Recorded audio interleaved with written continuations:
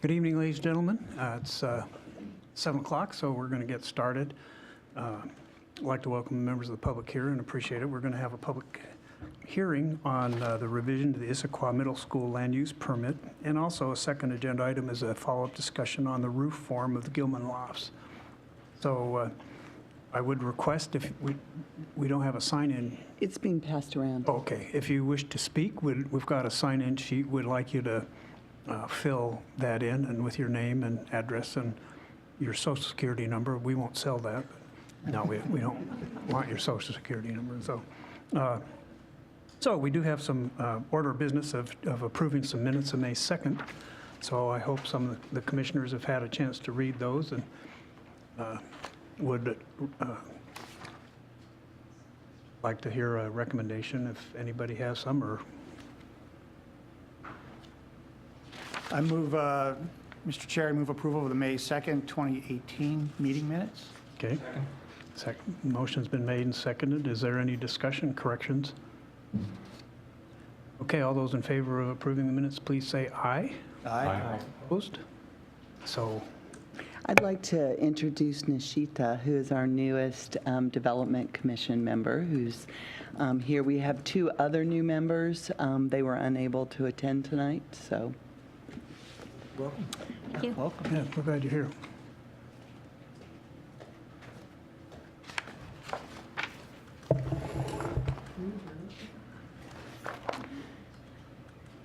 So good evening, Development Commission and public. I'm Lucy Sloman, Land Development Manager for Development Services Department. Our first order of business is the Issaquah Middle School sports field lighting revision. It is a quasi-judicial matter for which we have done a public hearing notice. And so I'm going to go through our standard quasi-judicial process, which many of you are familiar with. So a quasi-judicial permit is treated, we review it as if we're in a court, and the proceedings have to be both fair and appear fair.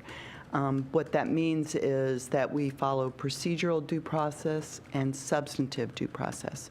Procedural due process means that we give certain kinds of notice and we follow a certain method to make it clear and fair, and we also focus on the decision maker's relationship to the applicant. Substantive due process means that we base the decision on adopted regulations. So the first piece of this is I will have you read through the questions, and then I will ask you some questions about your answers to these questions.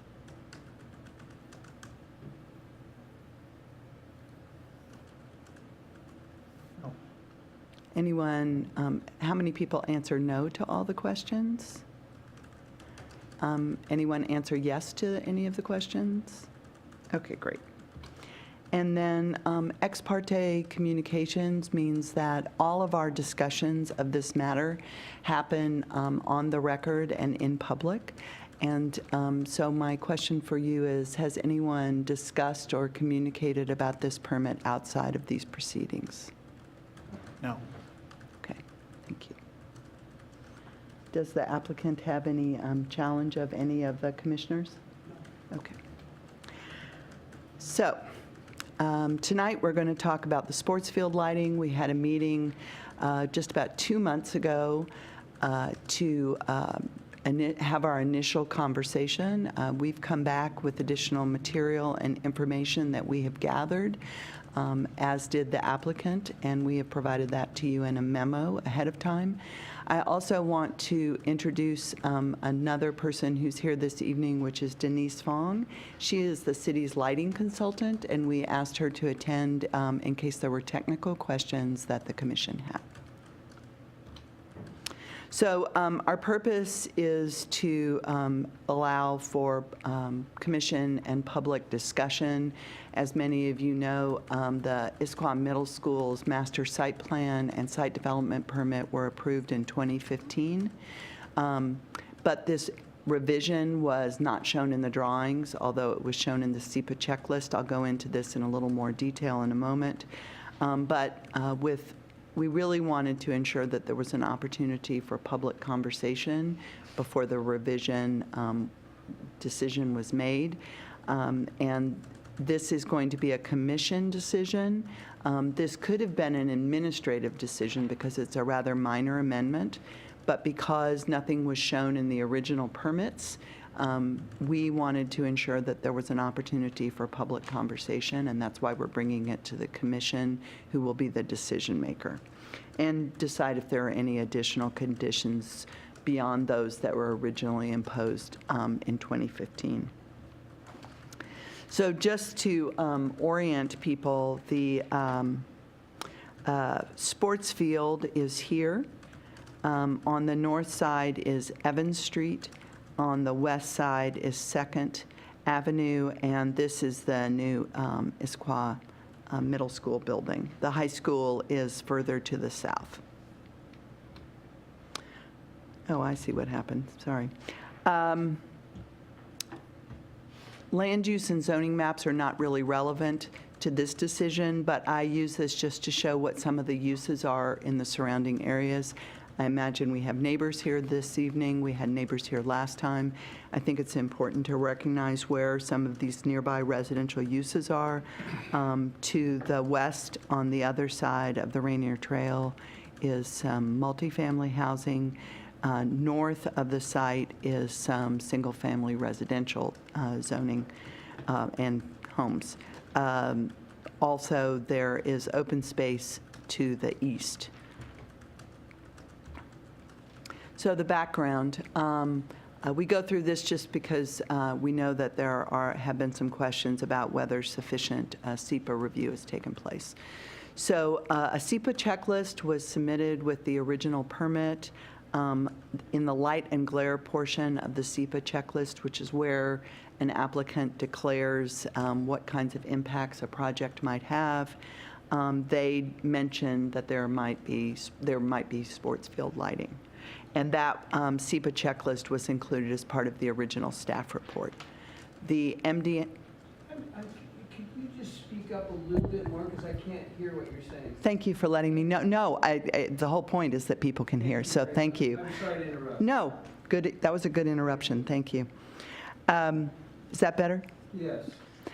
So the decision on the State Environmental Policy Act, or SEPA checklist, is called, there's various kinds of decisions that can be issued, and one of them is a mitigated decision of non-significance, which basically means that with conditions, it does not have significant impacts.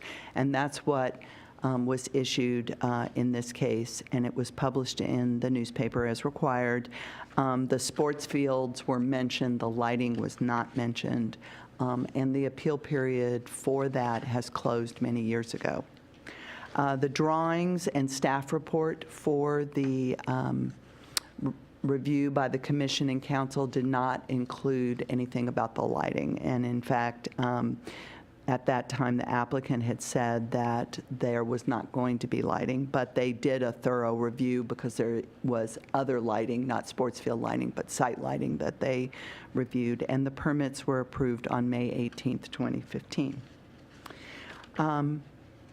The site work permits for the middle school were issued in 2 phases, and the second one was approved last August. In mid-January, the city learned that sports field lighting was planned, and the school district submitted a revision to include the lighting. While we were kind of deciding what process was necessary because the lighting had not been previously shown, the school district poured the bases and installed the lights, at which time we issued a stop work permit the day that they were putting the lights in. And I just note that sports field lighting is an allowed activity in the municipal code. So that's my introduction. I'm now going to go through the sort of topics that are covered in the briefing response memo. The questions, concerns, and comments that were raised at the first meeting and in letters that we received from the public were consolidated into topics. And so that's the way the presentation is also organized. So there was a question about whether there were any limits on the hours of use, and no limits were proposed. However, the city limits the hours which lighted fields, they have a cutoff time for city fields and city activities, and so staff proposed to use that same set of hours in this situation. There was also a question about whether the school district needed special event permits to use the fields. Special events permits are required when there's some kind of extraordinary event, and we don't consider the games at the middle school field extraordinary. And by way of example, the high school never has to get a special use permit for their games. So in conclusion, we are proposing to set a curfew of 10 p.m. Third question had to do with lighting impacts. There were complaints about how much the lights already, even before the sports field lights were turned on, how much the lights from the school buildings impacted neighbors.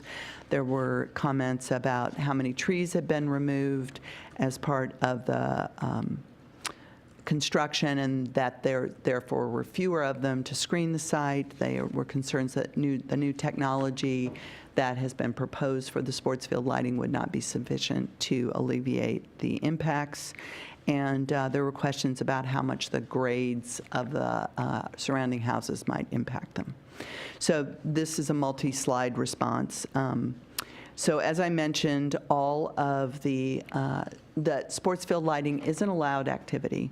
However, in the first submittal that we received from the school district, the materials we got did not meet all the requirements of either the municipal code section, the 07107, or the conditions that were placed on the permit. So we have already sent it out for corrections and asked the school district not to resubmit until we've completed this process. We also, in speaking with our lighting consultant, she had recommended that we not only do all of our normal work in reviewing the permits, but that once the lights are turned on, that we actually go out and measure the lights to ensure that the lighting levels that are allowed are actually, that the lights are performing as expected. In trying to better understand the lights and where they could be seen from, I went and drove around the neighborhood. What these screen captures show is wherever there's a blue dot is some of the places I stopped. So I tried to get to the easternmost edge of each of the housing along here. I could not see any of the sports lights from there. Now, it may be that either because the trees are leafed out or from the actual units you might see the sports lights, but no one invited me in, so I had to evaluate it from my car. Then I visited 3 different sites around the high school or the middle school. One was at 4th and Evans. The second one, I walked along the sort of interior walkway and took some additional photos at the number 2. And then I also, at 3 along 2nd Avenue was the other spot that I am providing photos of. So when I'm standing at this intersection, the lights are visible. The circles indicate where the 4 lights would be. As I walk down the road, or it's not really a road, but a pathway, as I was standing at the top of these stairs, I could see the easternmost building of the Windsong Apartments, which you can see on the map up here. And then when you're down at 2nd Avenue, you can see that the lights are quite close to the roadway. So I also looked at the topography of the area. So the numbers that appear on this map are the elevations of the land. So This is obviously before any of the construction took place, but in looking at the construction drawings, the sports field will be at 165, elevation 165. The neighborhood to the north is ranges from 170 to 180 along this edge and goes up a little bit as you move north. The area to the west is much further down at 120 elevation. So when you're at these various locations, so when I was, for instance, standing at 170, this is the way the lights appear, and you can see that not much of the bulb is visible. However, standing down here, both because it's lower and because I'm right, I think even more because I'm right underneath them, the bulbs are very visible.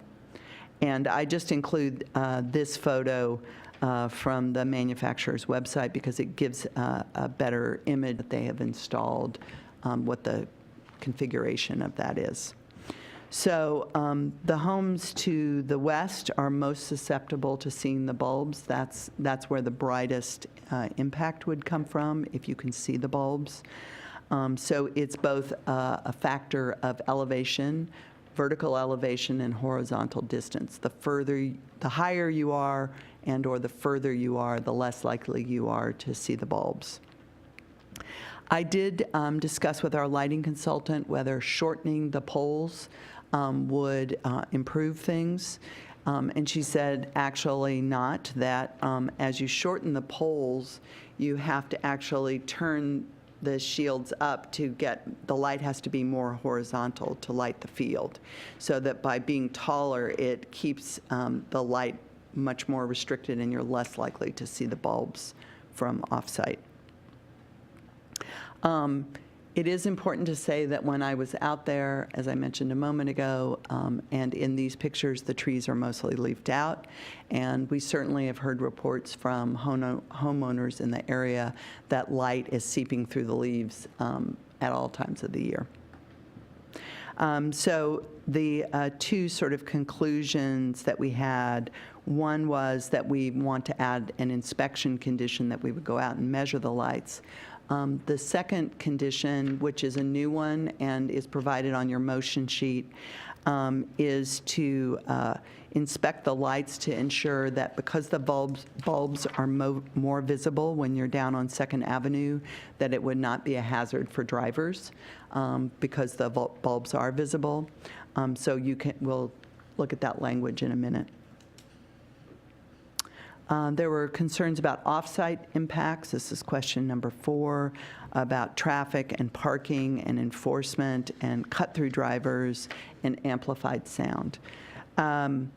All the streets in the neighborhood to the north are public streets, which means they are available for anyone to use in a legal way. But if people are driving in an unsafe manner or parking illegally within city streets, the Issaquah Police Department is the entity that would be able to enforce that. However, some of the streets, for instance, Evans, east of the, or in front of and east towards the gun club, is a private street owned by the school district, as well as parking within the middle school site, and that would be the responsibility of the school district to enforce illegal parking or unsafe driving. On-site parking exceeds the requirements and should be available at night since school is not in session. And the school district has said there won't be any amplified sound. The SEPA questions, there was concerns, as I mentioned, that we should get to zero impacts, that impacts were not studied sufficiently. The school district is its own lead agency. Staff had an opportunity to review the decision.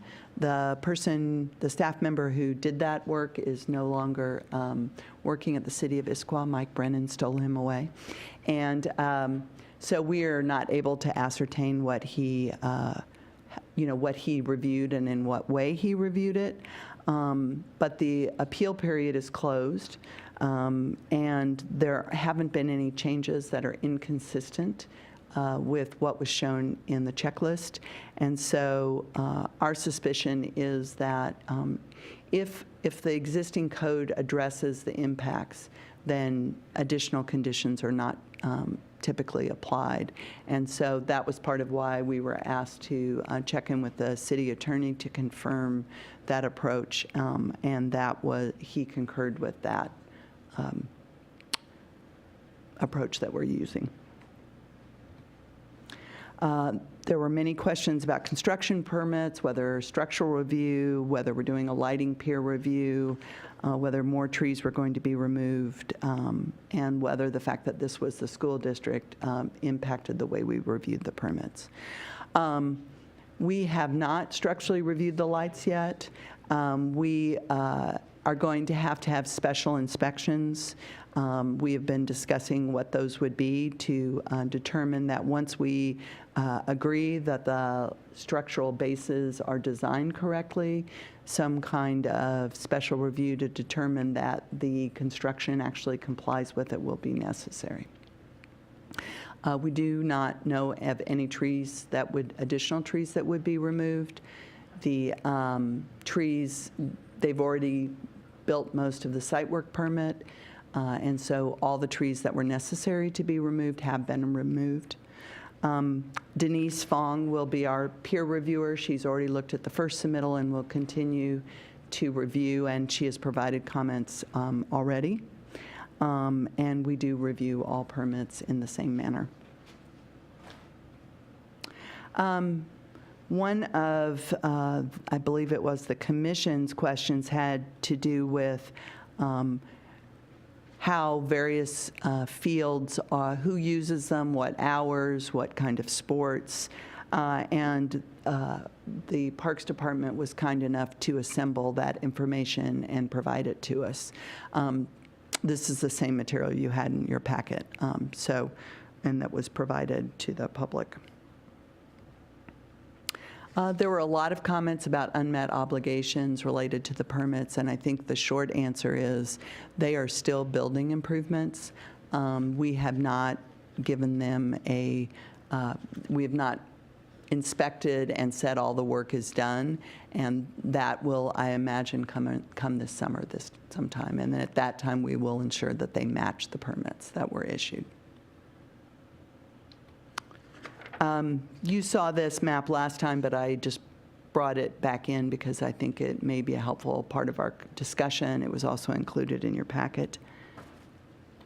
And the conditions that we proposed, what we did was take the conditions that were approved in 2015 and propose edits to them. Mostly what we're striking out is things that don't make sense anymore because all the rest of the permits have been issued.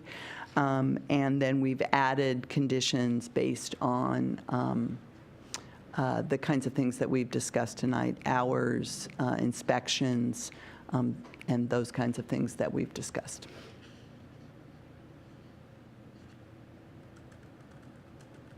So that concludes my presentation, unless you have any questions before the applicant makes his presentation. Any questions, commissioners? Okay, we will be opening this up for public comment, but we'll let the applicant speak first, and then after he speaks, we'll open this up for public comment, and then we'll have some discussion amongst the commissioners. Excellent. Thank you, Lucy.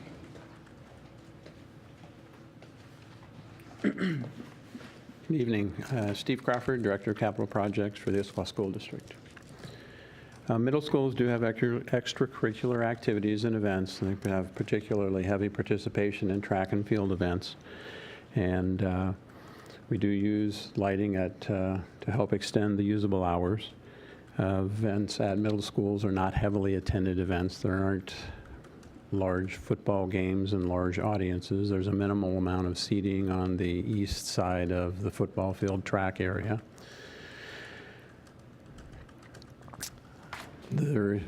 I'll speak up a little bit better. I'm trying, yes. There will be no amplified sound system provided as a part of this project, and the potential of lighting the field was included in the SEPA. We did address the potential for spill. We particularly noted the potential for spill onto the church to the north on the other side of Evans. We did address the fact that we would be installing the latest editions of LED lights. We had a similar installation at Skyline High School that went in before this process. We were quite confident that the new technologies reduce the ambient glare and spill onto adjacent properties significantly from what has been seen in field lighting in the halogen sodium type lighting in the past. The community as a whole does look to the school district to help supplement the city parks facilities. While the SEPA addressed the potential for lighting of the field, it was not included in the original construction process. It wasn't funded at that time. Later voter-approved funding provided funding to provide lighting at all of our middle school fields. And so we, at a later date, decided to move forward with that. In the permitting process, there was a overzealous contractor who moved forward before he should have. We admit to that, and that's an unfortunate situation that has been discussed, but that was not an intentional event, but they got ahead of themselves. Permit had been submitted, but it had not been approved. On the screen, you can see a photometric map of the glare, and the field is the area that is most intensely lit. You can see that as the lighting intensity falls off down to the green areas through the yellow, that there is spill onto adjacent school properties. On the north side, there is some spill on Evans that doesn't cross the right-of-way. And to the west, there's some spill that goes on to portions of 2nd Avenue and then onto a little bit of the Transportation Center School District property to the west. I do have some photos from Skyline. Can we stick those on to the system? Oh, do you have a On a jump stick? drive? Yeah. Oh, yeah.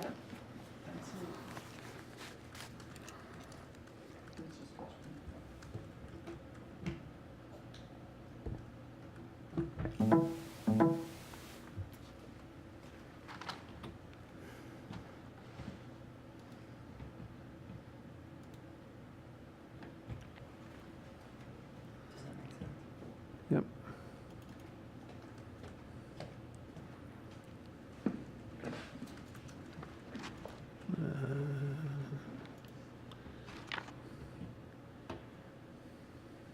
Slideshow up there, Steve, on the top right. You passed it to the left. Right there? Here we go. From beginning all the way up. There we go. So these are some pictures that were taken at Skyline actually last night, and the Skyline uses the same lighting technology as is planned and has been proposed for the Issaquah Middle School fields. This was taken shortly before 10 p.m. What you can see is that there is a high level of focus of lighting on the field level itself, the playing field. Even as you cross the track, you start to see a significant dimming of the spill, and it reduces as it is supposed to because the lighting's focused on the field area. A view from the south end, again, you can see that the playing surface is pretty well lit, and it starts darkening as you move away from that. Even on the grandstands on the old home side, you can see that there's a little bit of lighting that reaches the lower level. The upper portion starts to get really dim. When we put the new lighting in, we had to go back and add lighting on the open grandstand area because there was not enough spill lighting there to safely walk up and down the steps in the grandstand. This is a view from the north side. On the side, again, the field area is pretty heavily lit. By the time you get to the back of what was the stadium seating, which isn't very far away, the lighting level is pretty low. You can see that the lighting on 228th is again much more intense and much brighter than what you see from the field area. Kind of a view from the northeast. Again, high level of lighting for the playing field surface, and by the time you move fairly far away, it's getting pretty dim. So I think that's a confirmation of the lighting glare map that you see, and it pretty well illustrates that the ground level glare is pretty well contained, far better than it used to be with the old style lighting systems. And we can go back to your slideshow anytime you want. Do you want that one right now? We can stay there. So we do provide fields and help to supplement recreational facilities throughout the community.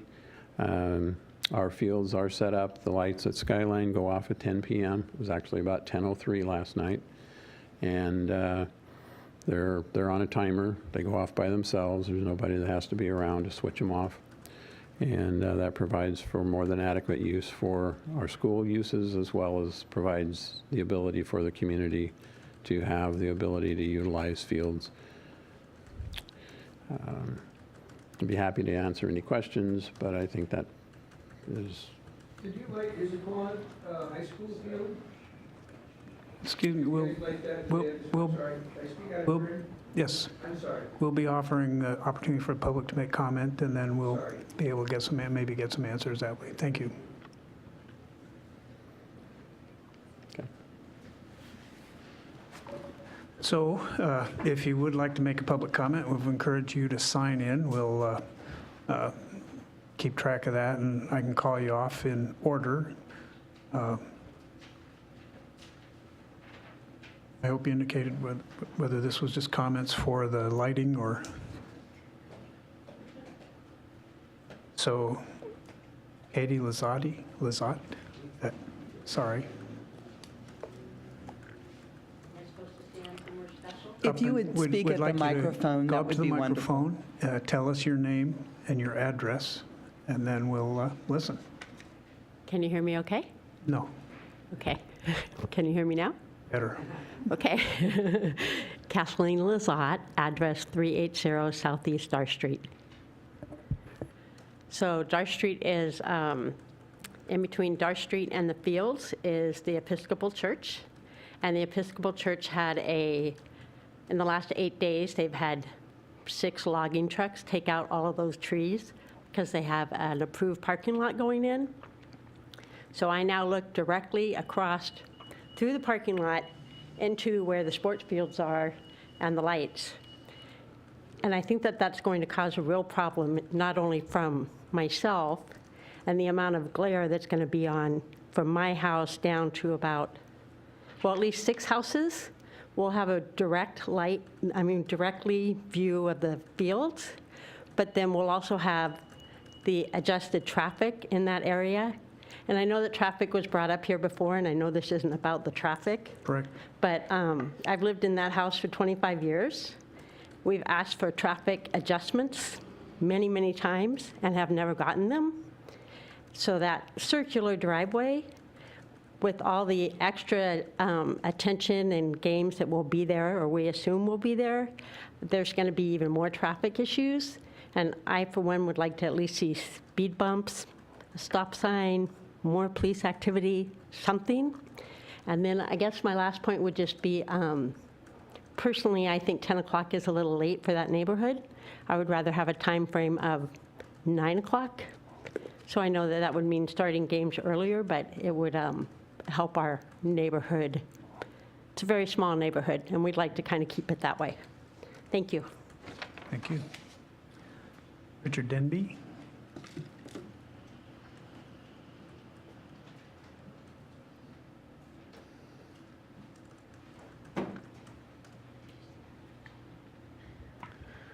Richard Denby. I live at 420 Southeast Darst, right next to Kate. And we have a direct line of sight to those lights. And when they were put in, the reason I brought up the idea or comment, if you lit Issaquah High School football field, is because with the lights that you have shown us at Skyline are a high school. And they have football games that go on. And when Issaquah High School has a football game, they double, triple park in our front driveway just for the football field already at Issaquah High School. By putting in a sports facility that's lit until 10 o'clock at night, we have an ongoing huge problem with the idea of parking and noise of people that are coming into our neighborhoods to look for a place to park. There is not adequate parking that's already at the site now, and the conclusion or the idea that they're going to park at the high school will only take place is when they filled up every single available street spot in front of our homes. I have the police on my speed dial right now and call them at least once a week about high school parking right now. And those are people that go to the high school. So the idea that we would have until 10 o'clock at night sports games with lights, and I heard that there was going to be no noise, or the noise was going to be kept at a minimum. I have a real problem believing that that was going to be the case. We have trash, garbage, parking, rowdy people that are not from our area parking in our front yards. And these are strangers that we don't know that are coming to a field that is for a middle school. It's not a high school football field, it's a middle school. And so, I get up at 5 o'clock every single morning to go drive a school bus. The idea that this would be available until 10 o'clock at night is really, it almost is completely inconceivable to me living across the street on Darst Street. So those are my main objectives, and since the church did clear out all of those trees, that has exposed directly to our line of sight all these lights. So those are my main objections, and mostly, like I said, I call the police all the time about the existing traffic right now. They can't control it. The school will not control it, even though you've done the research and said that the school itself is supposed to be in charge of policing their own street, their own private street, whatever it is. They don't do it. They won't do it. So that leaves it all up to us. I pick up garbage every day. I can't even imagine what will happen when this is lit up until 10 o'clock at night. Thank you. Lynn Davis.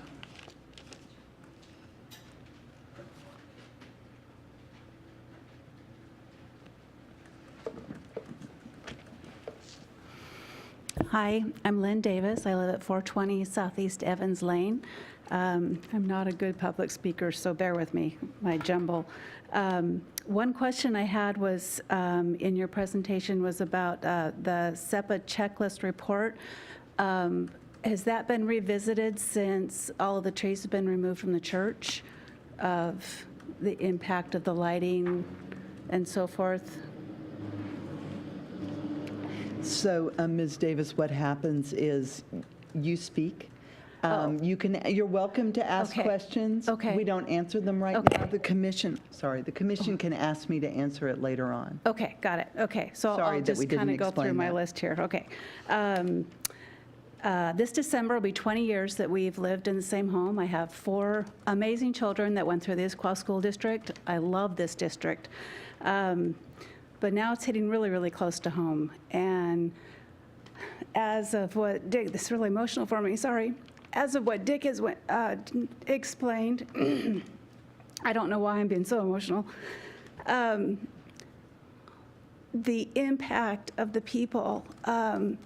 With the school, in the beginning, like 5 years or so, it wasn't that big of a deal at all. We would have a little bit of impact of the garbage, lots of students and so forth. While my children were going through, I was very easygoing. Yeah, they got to park somewhere. Yeah, the crowd's going to be somewhere. But it has gotten way worse. And so my concern with the lighting is, this is so stupid, I'm sorry. Oh, okay. My concern of opening this up more to the community, to the public, inviting people that aren't in our community to come and participate in my neighborhood. It'll just get worse. It just constantly just keeps changing. When the school parking lot was built up above the high school parking lot, that is now gone from the middle because of the middle school, we were told that that gate would only be opened for emergency. You didn't keep your word. Start opening it. I have a racetrack in front of my house every morning, every day in the afternoon when the kids get out. And when there's events like games and stuff, you know, you got your winners, you're happy, you're excited, it's going to be loud. They're going to be, you know, happy they won, so forth, the 50-50. And so anyway, I just see this would be my bedroom window is impacted. I'm a touch closer than Kate and Dick. And I also agree with Kate about the 10 o'clock. I think it's too late. We would not be able to go to sleep with events getting out at 10 o'clock. It just wouldn't happen. I am a light sleeper. What else do I want to tell you? Oh, you said about the sound, that there would not be any loudspeakers. Well, that's not accounting for the crowds cheering less than half a block from my house. Any bands playing musical instruments, fireworks, it would not be quiet. What else is that? We can already see the lights. I am not impacted. I'm not saying it all, but we can already see the lights from the high school, and we do hear the noise from the high school when that field is in use of the crowds. And you say that the middle school crowds aren't as large. In Issaquah, I'd like to say they are. We are a great community of supporting our families and our kids. And when my kids were in middle school doing track and so forth, there's a ton of parents there. I mean, granted it's not football league, but there are a lot of people that come to support their children in this community.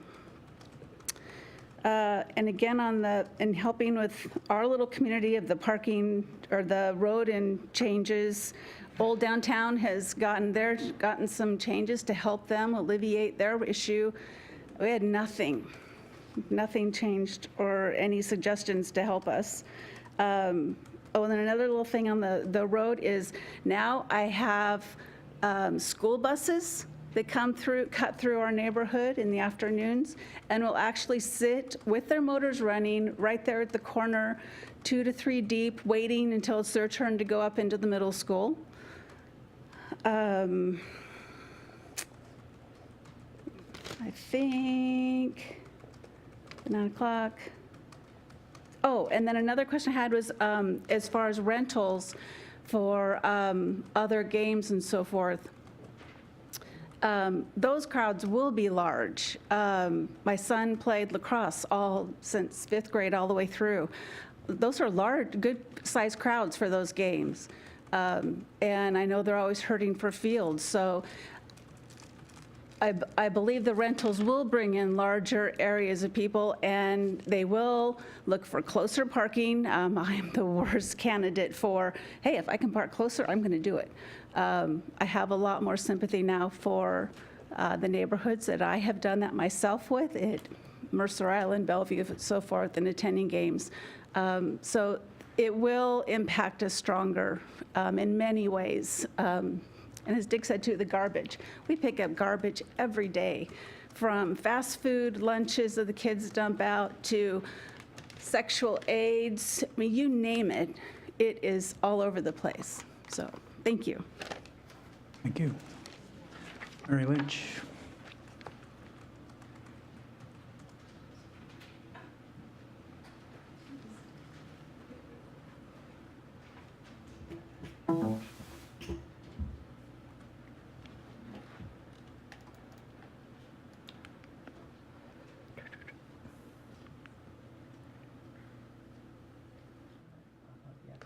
Mary, close the file up in the, yeah, and then it should pop up. Yeah, I was saying, no, it pops up.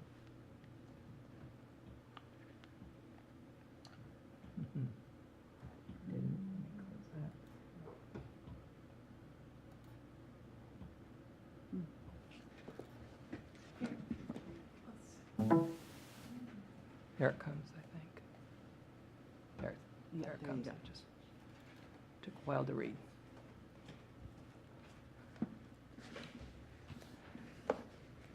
I was not able, because of other commitments, to get pictures of the clear cut, but I just want to reiterate what's already been said with the church. Those trees, they're basically the only shielding that they have in that, on that side, have been cut and removed.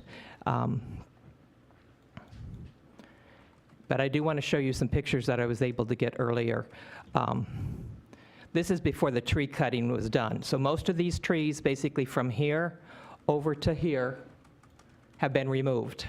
And so this is looking in the community that some of the people are talking to tonight.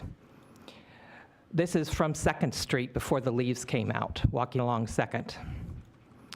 This is down on the trail, which is supposed to be somewhat of a nice trail. So this would be what the people on Front Street are looking at out their back windows, up at these lights. And you can clearly see the lights there. They're not shielded by trees because they're down so far. A lot of these trees don't have leaves. Here's another view from another walking along the trail, clearly visible, not only these lights, but the street lights from down there. And just give you a couple, I was out there 3 different days, and every day there were cars parked illegally. And as Richard said, I have not seen a police officer out there once ticketing the cars. And this is every day that they've had to put up with it. The sound, the other thing, I would like to have a definition of what amplified sound is, because nowadays they don't have to be on a big box. A little speaker, hand-carried, and most of your sports games at intermission, before warm-ups, they have on loud songs. Not just for the high school. This is even the Little League games.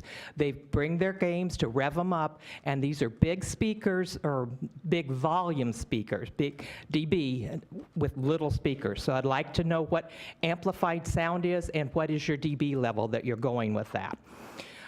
For events, I would like to see a condition put on for non-school events that there needs to be a special event, just like there does at a park or any place else, because they can go on at all hours, they can have all sorts of crowds, and who knows what else. So I would like to see any school non-event also, because it's probably going to be city-oriented.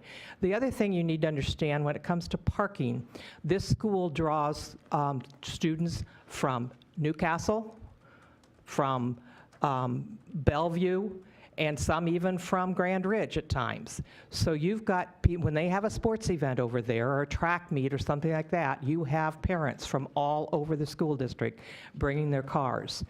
And buses cannot get into those. The later EDA buses cannot get into the schools many times because of the parking. And they don't just park in the parking areas. They park in the fire lanes. They park in the entrances. They park everywhere they can. And they get out of their cars and they run to see the game. And so it is atrocious. And then getting out, they all want to exit at the same time. And so when you're talking this neighborhood, all these entrances and exits to it, the kids, and if you haven't been over there in that area at the end of school, now is a little bit not going to be quite as good because a lot of the seniors are not driving. But just go over there at the end of school one day and try and move. Yesterday, when I was coming home, I looked up the street and there was an emergency vehicle trying to get down Sunset, to come down Sunset to turn on 2nd. I was able to come all the way to finish my distance down 2nd, or down Sunset, turn and come down almost even with the school before the emergency vehicle was even able to get to me because of the traffic and they couldn't get through. So that's the other thing that my concern is with these big, large events that they're going to hold. If there's one going on at the same time at the high school, what's going to happen with emergencies and the noise and that. The gate, I'll just validate that I've never seen the gate locked except after hours when no one is there. That's the only time I've seen that back gate locked. If for some reason this goes forward, Bellevue has been very good with lighting and the street lights to put shields up on the back side of the lights so that it does not really go over into the neighborhoods as badly as it could. And I don't see anything in this where it talks about covering the back side of the light bulbs that would even further limit the amount of light going out. But that would be another condition that I'd like to have. And going forward, because Lucy said it was in the SEPA, if you go back and look at the staff report and what the community, even though we made public comment about our concerns, it really wasn't documented in the notes. But staff said this was not going forward, so they didn't consider it. And I would say going forward on any thing that the school does, we need to have some very clear documentation on what the public has said. We need to review the SEPA and not only look at what is proposed, but we need to clearly look at the plot plan and say how high can the building be for that plot plan? What other uses can be had on this property, and put those limitations on going forward, knowing that now what Lucy says is we don't have time to reopen the SEPA. So the SEPA and the initial review of this needs to clearly document the public process, comments, and put the stipulations on what can be done on this in the future so the public and those that are buying homes around it knows what's going to impact them. Thank you. Jenny Bingham.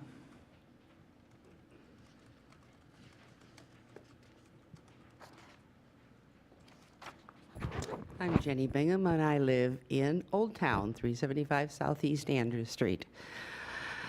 Come on, City of Issaquah. Come on, School District. When are you going to work together? I didn't know. I retired from the Issaquah School District, and I never knew until I went to a meeting, I believe it was the beginning of this year, that the school district and the City of Issaquah had their very first meeting. I was appalled. This is a community. They want schools for kids and parents. The city wants everything for the community. But why is one working against the other? Why is there no truth in between that is public for everyone to know? One thing, turn the lights on now. Let us all know the lights are going on at a certain time. Let us come up and look at it and make our own determination. I'm glad there is a lighting person here. She can determine it. But I think we, as citizens, especially in Old Town here, need to see the lighting, period. Make a date, turn it on. Obviously, they're working. Turn it on so we can determine what we see, so we can have more input. Next is the traffic. As you know, we have worked for years. I've lived in Issaquah for 40 years, and I've lived in Old Town for 40 years. And the amount of traffic on our side roads, on Andrews Street, which is the first street off of Sunset, and then we have Bush. As you know, we're going through a traffic pilot program now. And supposedly, there are 200 cars a day going through our neighborhood, either east or west, depending on the day, even with pilot traffic program. Now, we're going to have the new Dollar Tree store, which will bring more people down off our side streets. You've covered the no left-hand turn lanes, both on 2nd and Andrews. Invitation to just come on through. And now we got another facility that will be rented out. It'll be rented out to people that aren't even community living people. You think these people really think it's wrong not to park by her house? There's no signs that say no parking. There is no police patrol. We tried police patrol when the signs were up for no left-hand turns. Are you kidding? For 25 years, we've been told there's only one traffic policeman. And it certainly isn't for Old Town. And now you want to put more people in this area, coming and going down our little streets. 2nd Avenue, can't take it. I can't take a right-hand turn out of Andrews because nobody will let you in. And when I come home to take a left, nobody will let me turn down. It doesn't matter what time of day it is. Of course, it's worse in the morning and it's worse in the afternoon. But until this city can get better infrastructure, more streets, a plan of where people are going to park, whether it's school district kids, whether it's teachers, I don't care who it is not going to work up there. You can already see in the middle of a day there. And we even have out-of-town people on Andrew Street now because there's no parking down here, and I've talked to Mary Lou about this. You've got people taking the 554 right here. I saw them get off the bus tonight and walk to their cars right here, parking right in front of your... Well, they're now parking on Andrew Street because there's no place down here. So they've got the problem. It's going to get worse. It's going to get worse. It's going to get worse. Come on, city, school district, work together, please. Thank you. James Mansa?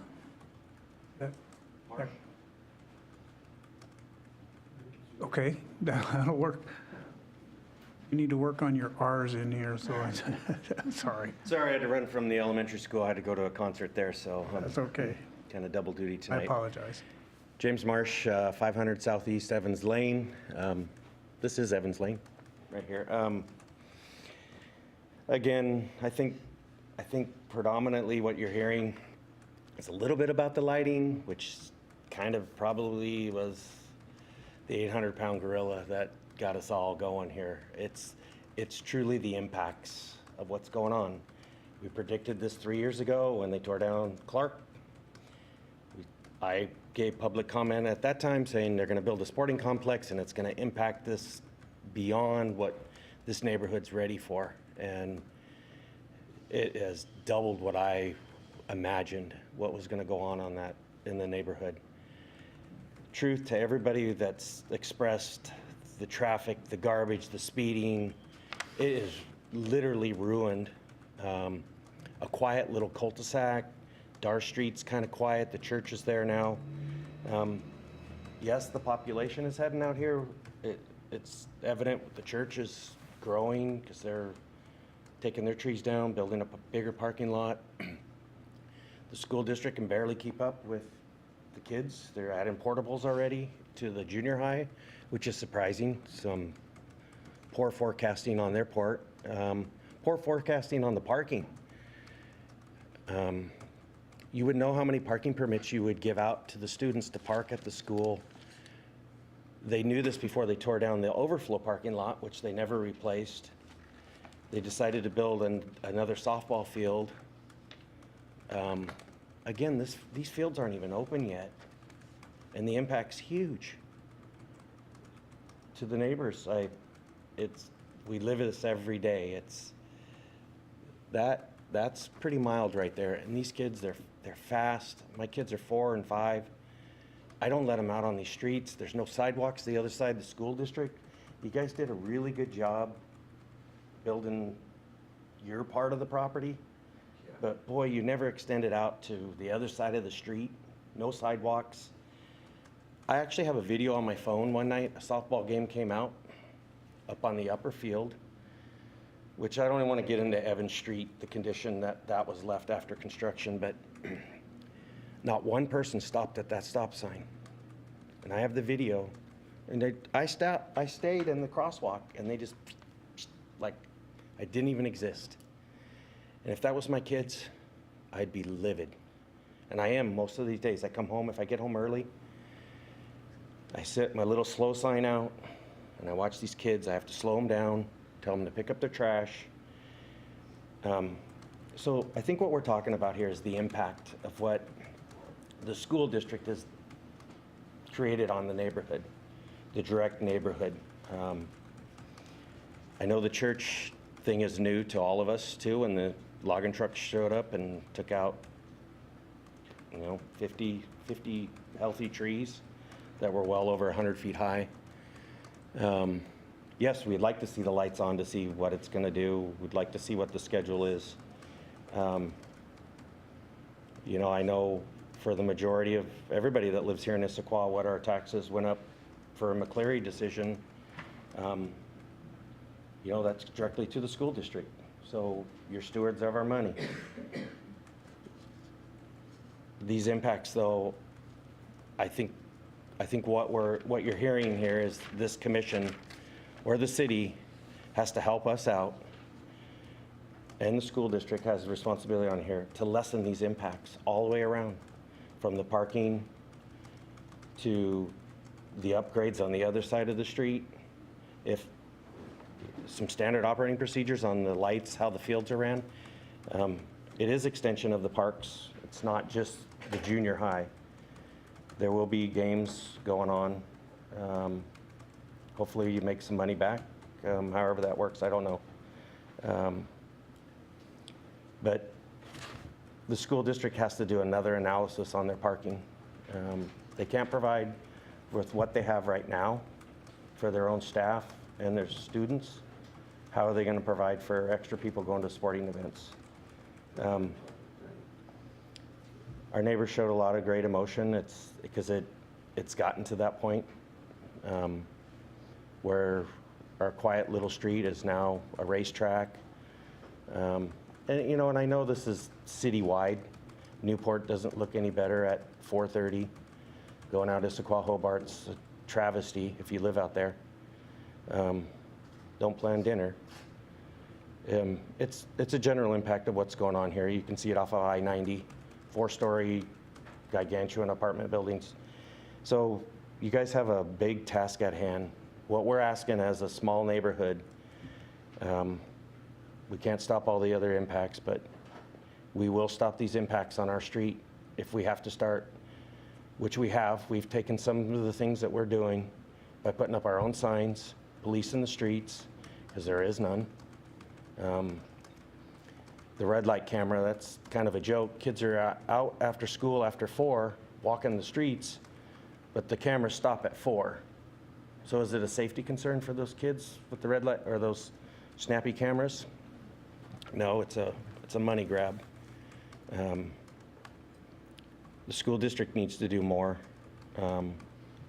with reaching out to the neighborhood, having meetings, impact meetings, what they can do, listen. I'm surprised are you from the school district too? I'm sorry. No. One representative from the school district at a very important meeting that impacts them. So I agree with the last speaker. City, school district, neighborhood, everybody should be in this room discussing this stuff and finding out what works best for everybody. It's not one-sided. We need our schools. We love our schools. This school district is phenomenal. The city's phenomenal. We have a really good place here, but we do need to work together to protect it. Come to a common ground of what works for everybody. Like I said, 3 years ago when I spoke on the sporting complex that they were building, not a junior high, I realized what the impacts were going to be, and I was a little nervous. I built a brand new house up on Evans Lane, and it was a big commitment. I went through the permit process, and it's rigorous. It's not an easy process. I understand that. But I think on the other hand, if I would have done something without my permits, I would have been red tagged, stopped, probably paid some hefty fines, and had to bring it up to code. I know how that works. I've lived it. I've also have a friend that lives over near Memorial Park where she had to complete the sidewalk in front of her house, and now she has to maintain it, even though she gave that property to the city. I would ask the school district to have the same kind of responsibilities of obtaining or maintaining their sidewalks, gardens,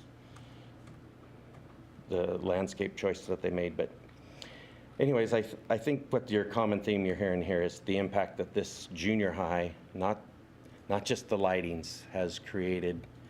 And we just want a little more accountability from the school district, some more common ground, some more meetings where we could all get together and and I don't know if it's the planning commission's responsibility or the mayor's, the council, or if it's the community, to just put barricades up. We'll get some ecology blocks and just shut off our street. And, I know that's not going to work real well. We'll get the police up there real quick, but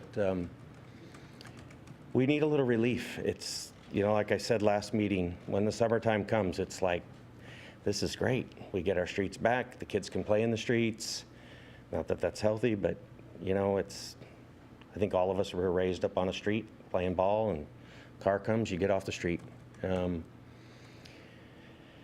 just concerned. I want my kids to be able to walk from Evans Lane, cross Second, go over to the new elementary school in a safe manner. It is not safe. It's a safety concern. So that's probably my biggest beef, is looking out for my kids, but also my neighbors. Appreciate you guys. It's been a rough year. Anyways, I appreciate your guys' time, Lucy, all the stuff you're putting together, and again, my neighbors. Thank you. Thank you. Michelle Gibson. That's going to be hard to follow. Thanks, neighbor. Hi, I'm Michelle Gibson. I own a home at 535 Southeast Evans Lane. These are all my neighbors, and I'm just going to echo what they have already said about the impact. And first of all, I want to say we love that kids play sports. That is wonderful. Keeps them off the street, keeps them off the computers, and they learn about team playing, good sportsmanship. So sports has values to our kids. So we're not against the sports, but we're against how we feel you all went about this and ignored our requests or tried to sneak things under. And as they already said, the problems we've been having already, not just this year was the hardest, but it's been going on. And what has impacted our street are the cars parked blocking our driveways, so you can't even get out or in. Fire hydrants blocked, mailboxes blocked, trash day. Sometimes garbage men won't pick up our trash because they can't get to it. I mean, how much do you want us to go through here? Litter is left on the street, as they said, speeding while our children are at play. I mean, I'm echoing. This has been so frustrating for us. And as we work together to clean up our streets, we try to figure out how to stop the speeding. You can't. I mean, James has been out there and tried to wave them down, and they just speed right past him. And it's a cul-de-sac. And they come and they turn around, and then there's those signs that says on 4th and Sunset Street that say you can't turn right when school ends, and you can't turn left when school starts onto Southeast 7th Street. They don't care. They come, and that's why it's a speedway through all our homes. Fast and Furious. Yeah. We are requesting signs, something that's no student parking signs, no event parking signs down the 4th Avenue, down Darst, down Southeast Evans Lane. There's got to be something that you need to do for us, because this is a huge impact. And I agree that, I don't know why you all didn't think about having the lights lit. Let us see what's going on before this meeting happened. Appreciate all my neighbors.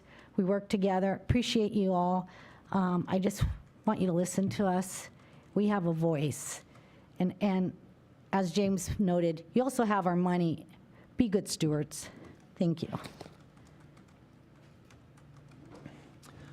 Anybody else from the public wish to make comment? I would request that you sign your name, address, and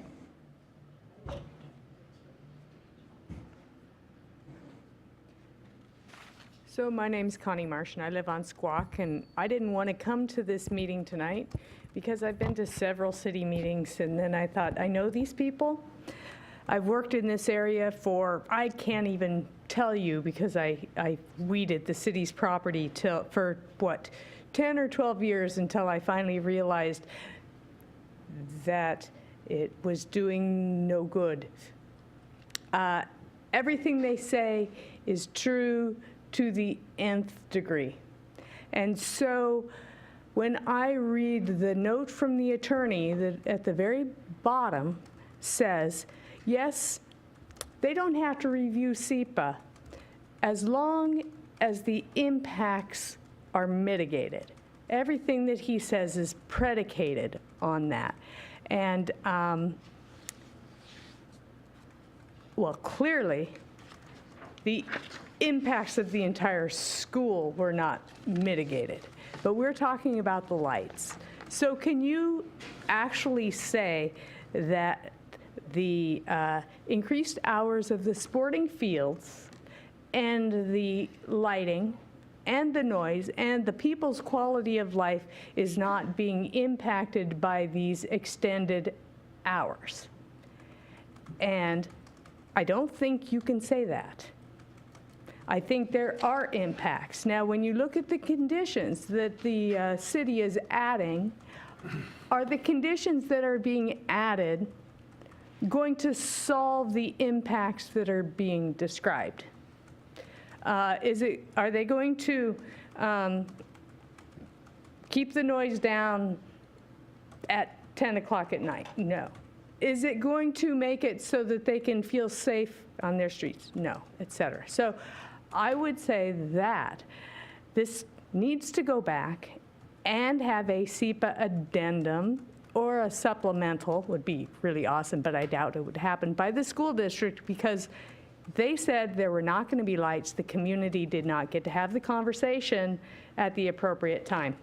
So when I was chatting with the Parks Department today, because I was curious about how they usually cite lights in their fields and what types of processes that they do to ensure that the community feels like they are not being impacted by lights. And they go out to the community and they have these discussions about, this is the kind of lighting, these are the hours, these are the guards, these are the trees, these are the rules. How do you feel about that and what do you want? And it is specific to each area. And right now, you're looking at putting lights in an area that's not in Issaquah. The homes are so close. And the parking is not close. And I think it needs to go out for a community discussion before the lights ever go up. Now, the school district says they're good neighbors. Good neighbors would say, we need to take out this out to a community process because we want an awesome town. We don't want people victimized by the schools and the rules. So how do you as Development Commission get to an ideal endpoint with the tools that you have? It seems like we've been asking this question for so long. What are the tools you can use? And I frankly don't think that it's clear how far you can go on your conditions tonight. If you would, so you see I stutter because how do you solve the problem? You see them, you see more impacts to them, you know it's your community. So I guess all you can do is ask staff who has the knowledge how to solve the problem.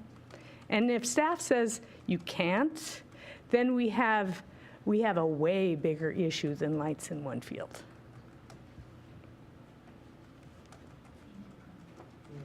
Don't forget to sign in. You like my conscience? Yes, I am. You are.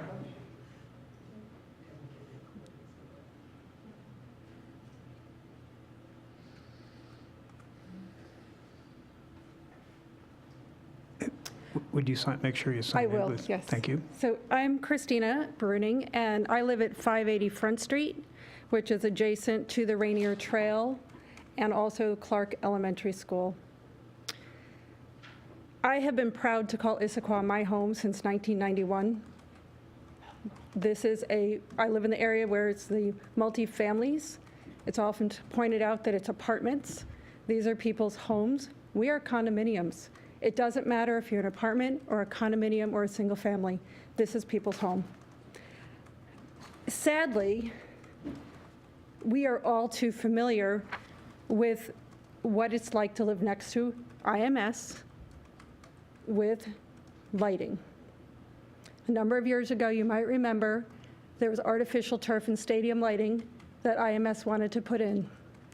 At this time, it was 8 feet from people's bedroom windows.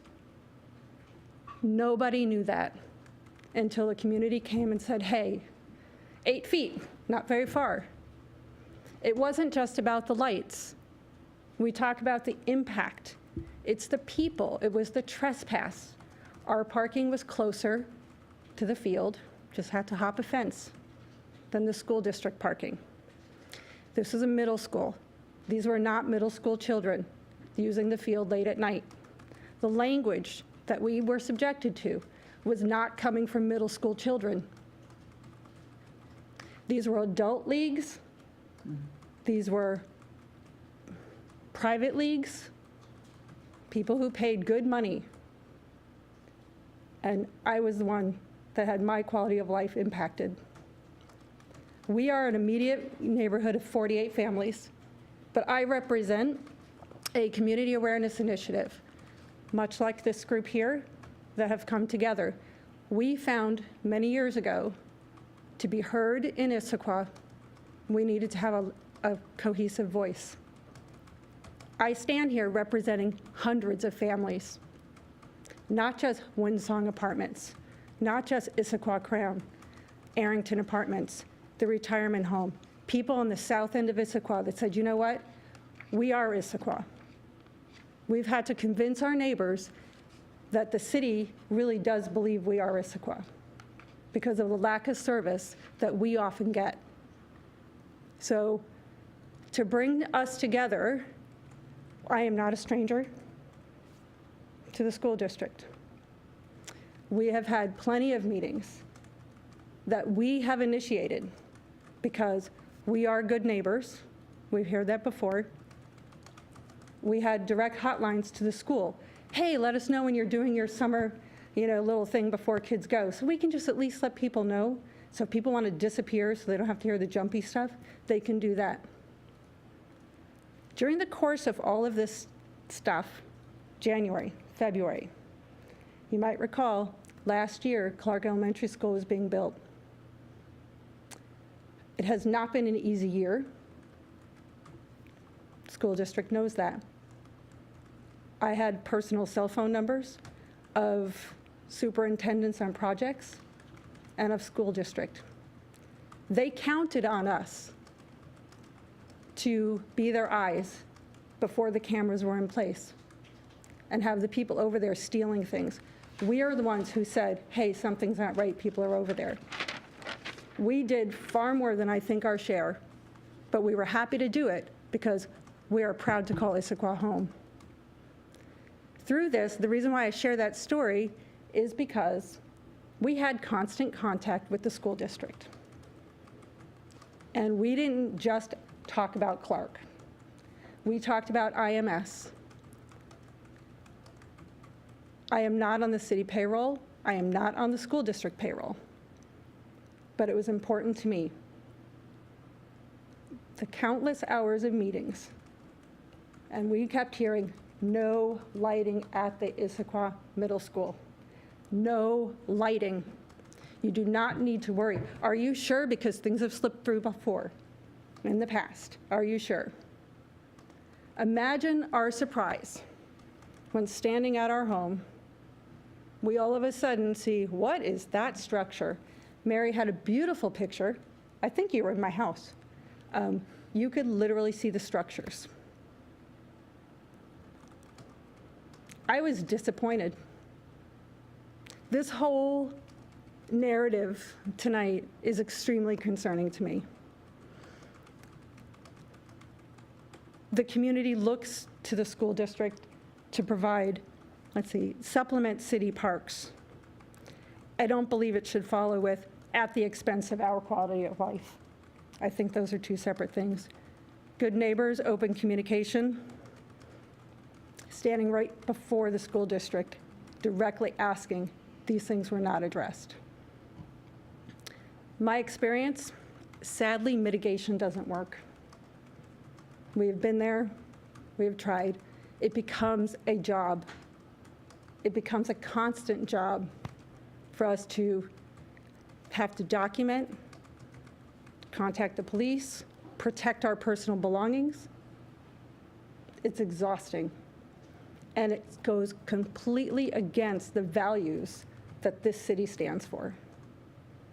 So I want to thank you all for your service to the community, because I know it's not easy and you put in hundreds of hours. So as you take into these this feedback from the community into consideration, by all means, please come walk it. Come take a look. Imagine the trees with no leaves. Even with the leaves, I still see them. Thank you very much.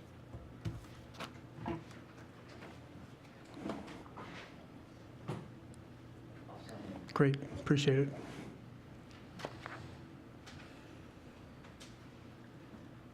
Good evening. I'm Jeff Tanka, and I'm the association president for Issaquah Crown Condominiums. We're located on Front Street South.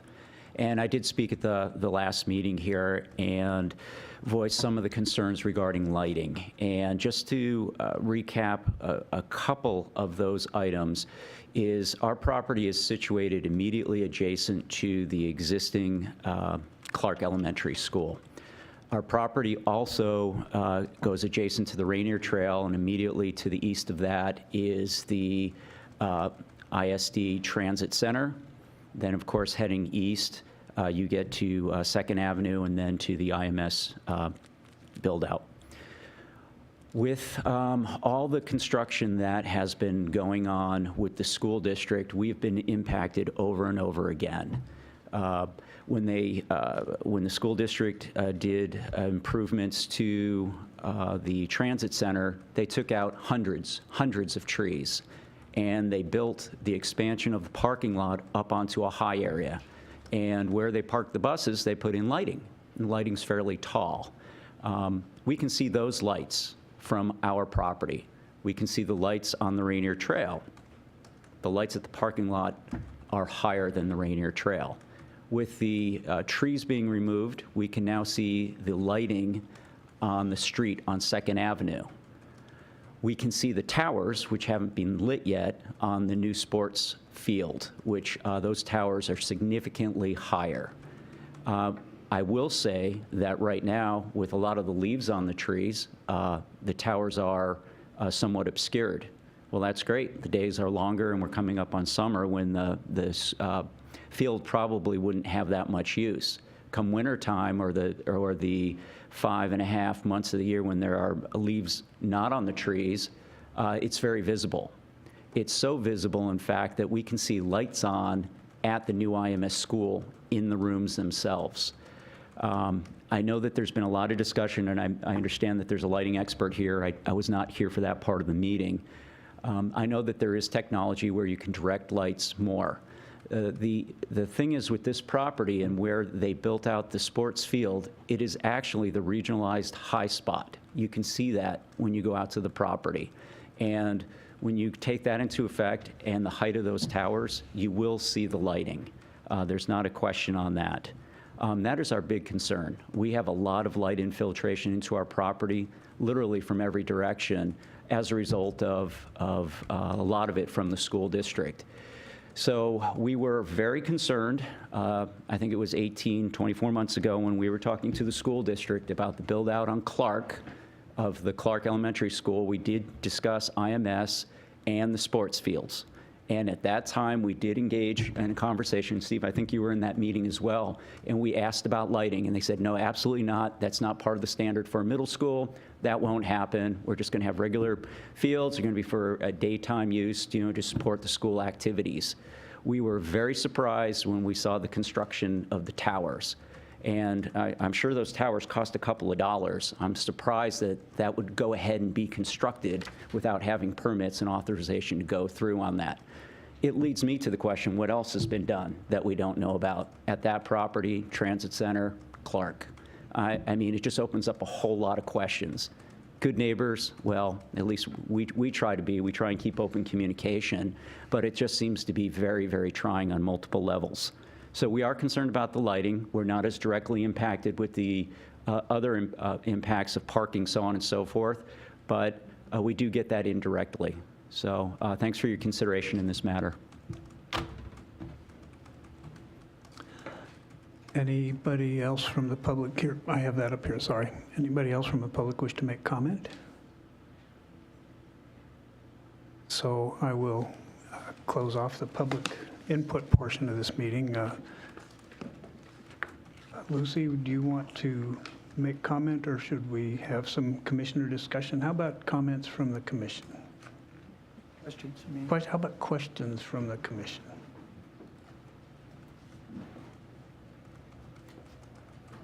I have one regarding the cutoff. The specified cutoff in condition 5 says 10 p.m.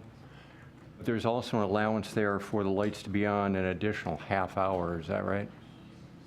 Till 10:30? So let me pull this back up.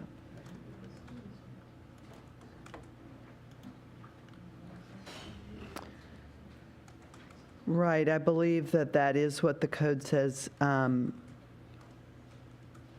so that would be a question of whether the 30 minutes should be within that time. Can I do just a quick follow-up, similar question? So the code says, because I had a similar kind of observation, that the main lighting, this is 18.07.107 outdoor lighting in the city code. And it says that main lighting shall be turned off as soon as possible following the end of the event and at no time longer than 30 minutes following the end of the event.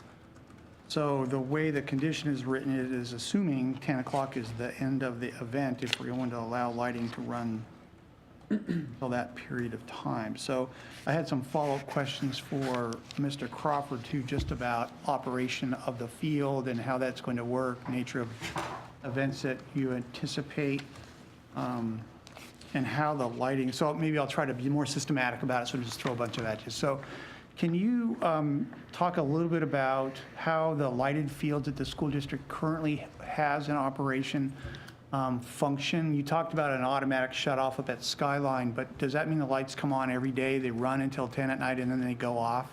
Or is there some other way that these things are managed event-specific? They're switched on if there's a scheduled event, and they're set up to switch off, and that's at 10 p.m. And it was my interpretation that 10 p.m. was the time frame that the lights would go off, not that you would run an event till 10 p.m. and potentially the lights would stay on for another 30 minutes. So in the lighting at Skyline and anticipated or planned for here at the middle school, is there, when the event lights go off, there's lighting available to allow for cleanup and exiting the facility? Is that how the lighting plan is created? There would be parking lot lighting and pathway lighting in the adjacent areas. The field area itself is going to be dark. So the field area, the stands and everything would be reliant on the lights, on the field lighting for all on or all off, essentially? Generally, the cleanup doesn't happen at the end of the evening. Anything that's cleaned up that isn't taken away by the user gets addressed the following morning.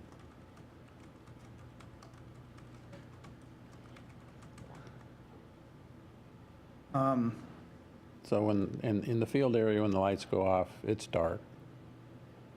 And then also just field operation during the summer months, are there anticipated use of the fields into the evenings during the summer months as well?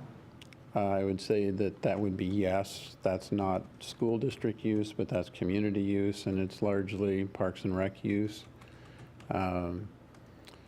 The use of the fields is governed by a school district policy manual, but the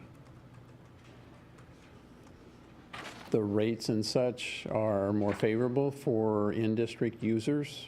That for Parks and Rec, if I think it's 60% of the participants are from the local area, there's no charge for the use.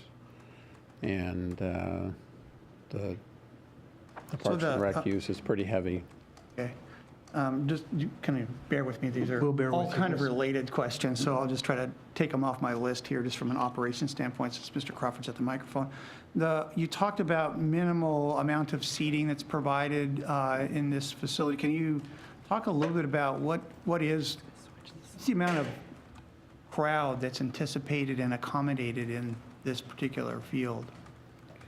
It's not a field that's anticipated to have large crowds. There's bleacher seating that probably is on the order of 180 to maybe 200 people on the east side.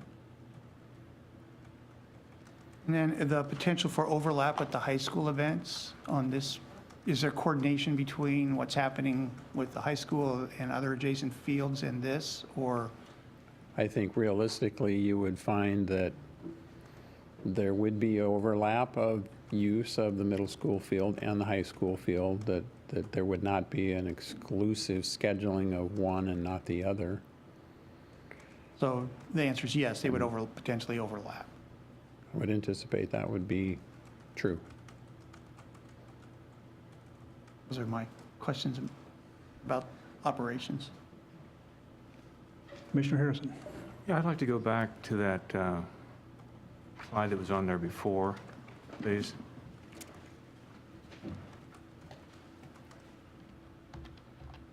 Yeah.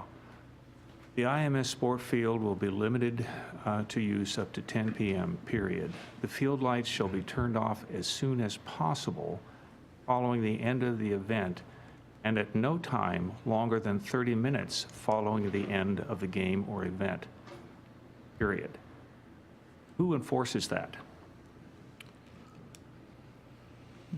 The enforcement is a more difficult kind of thing to assure that the lights get turned off.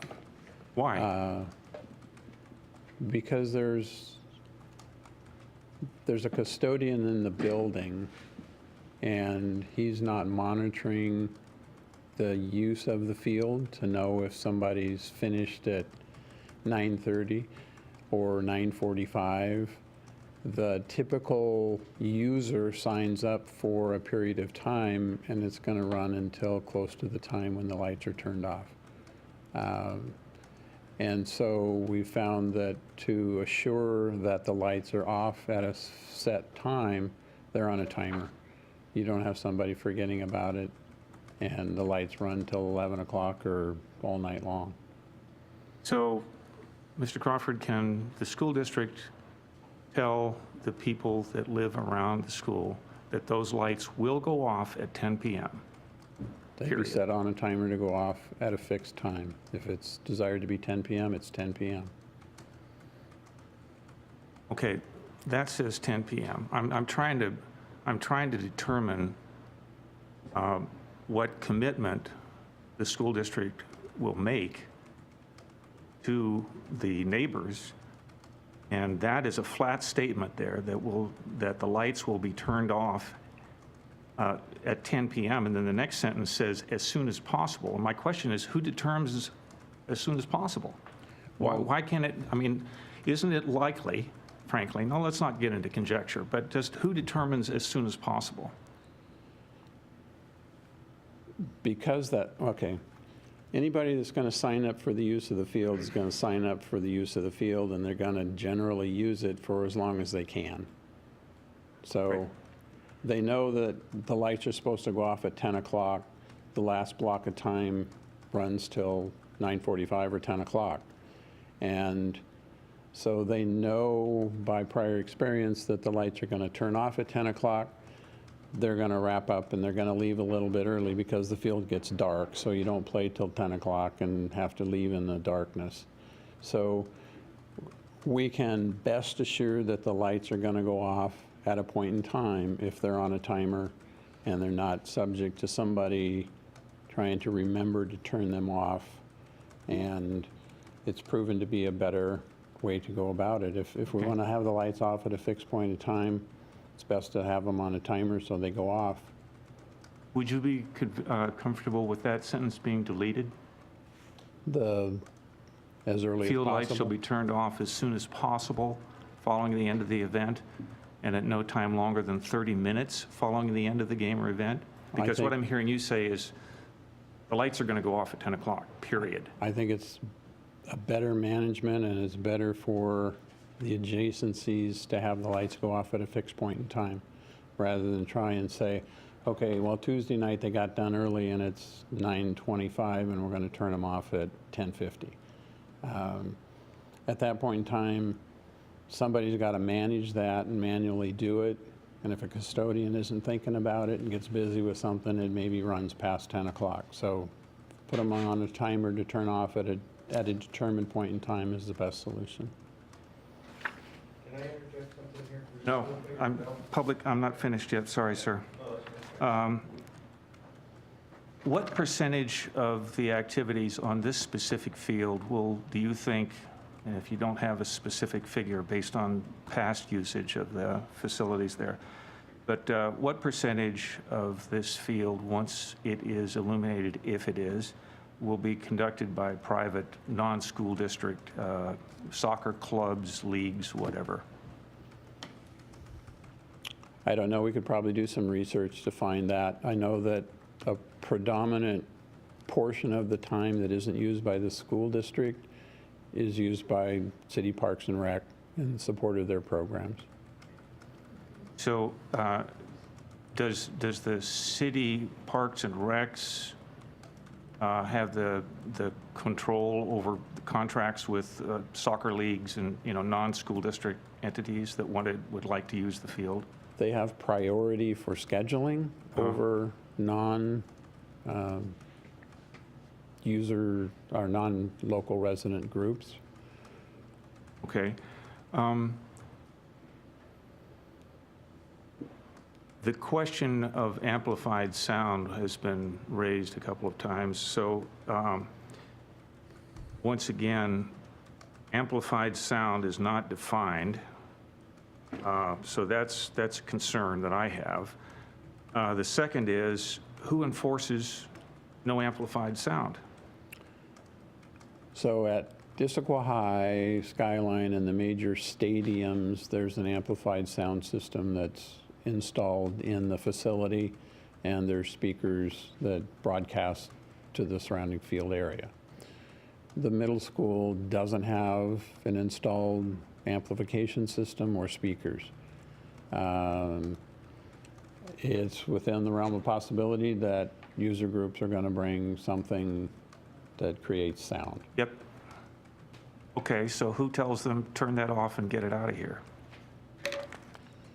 It can be part of the rules, and who's going to be there to enforce it becomes a question of whether we've got a custodian in the building and there's not a staff person that's sitting out there monitoring the sound. So, Mr. Crawford, do you believe that that is a legitimate concern of the neighbors?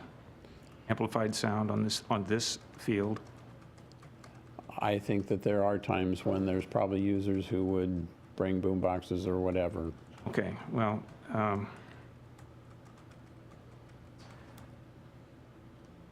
my understanding is that you said that the construction of the light poles was the fault of a, quote, overzealous contractor, unquote? There was a permit that had been submitted, and that it was supposed to be processed and approved before the actual installation would take place. And their overzealousness, they moved ahead of what should have been a proper schedule. How long did it take for the contractor to erect the poles? Pour the base, the concrete base? I assume they're wired. The bases are precast. Okay. And they go in the ground, and I think the bases went in one day and the poles went up the next day. Okay. Thank you. Other comments? Other questions, I'm sorry. Other questions? Questions, yes. I understand that would Issaquah Middle be the first middle school to have lighting? I understand there's lighting in progress at a couple of others, is that right? Lighting's in progress at Pine Lake. It's scheduled for Beaver Lake and Maywood and Pacific Cascade. Would you say of all of the middle schools, is this the one with the most dense housing close to the middle school field, or is there similar density around some of these other middle schools? Pine Lake would probably be similar. Maywood has probably more housing closer by. Pacific Cascade would have housing to the northwest. There's no housing to the south side. So in all cases, there are some residential units nearby. Observation on the conditions. It seems that the wording that's been added to the conditions in 3 and 5 really come from the municipal code. And it's language that reiterates the municipal code, correct? It's just a duplication of that language. I wonder why that was done if the project needs to perform to the code anyway. And it seems to allow what Commissioner Harrison suggested, that maybe condition 5 would be clearer if that second sentence were simply removed. So you're absolutely right. It reiterates code. There are times when projects aren't complying with code that we put that in the condition. I think it was to emphasize it and provide clarity. I think 5 could proceed either with or without the second sentence. I understand how the school district is operating at this time, that the best way to proceed would be to have the lights automatically turn off at a time, at a fixed time. I think the question becomes, if there was a different technology, we would actually want the lights to be turned off sooner if the event ended earlier. So that's the only question I have. I understand practically the way it works right now, that setting that time and being clear that the lights can't be on past that time is consistent with the technology. It's just the technology may evolve. So that an event may actually be over earlier, and that language says simply when that event is over, lights off as soon as possible after. Right. I So that's mean, really they two could different program it so that it, I mean, at some point there may be technology in which every single day of the week could be different and set up so that they know what time the events are supposed to end, and it just automatically ends then, or 30 minutes later.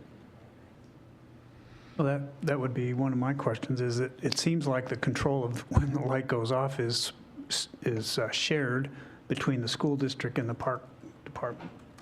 And so I don't know what kind of coordination there is between the school district and the park department, because it makes sense that if everybody knew what was going on, the lights could be turned off much earlier than 10 o'clock, as opposed to just, I mean, the easiest thing is to set a timer and say, well, they'll go off at 10 o'clock. That's not the most neighbor-friendly.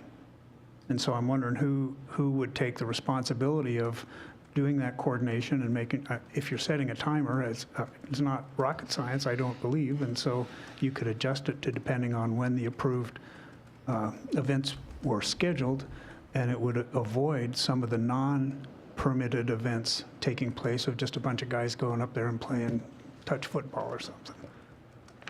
Who does that? Is that coordinated, and who would do that? The district does the scheduling for the fields. Both for the park service and the school district. Mm-hmm. So, The park department, I'm sorry.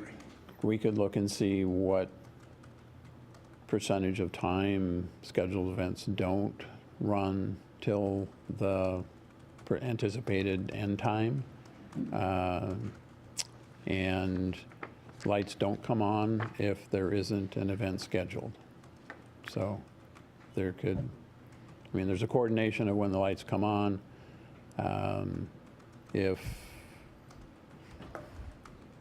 If you know there's an event scheduled and it's going to turn off at 9 o'clock, I would imagine there's a way that we can make that technology work to turn them off at 9 o'clock. So I apologize, I'm asking you questions now. I see that what the Parks Department reports is 8 p.m. on weekdays for city community use of your fields. Okay.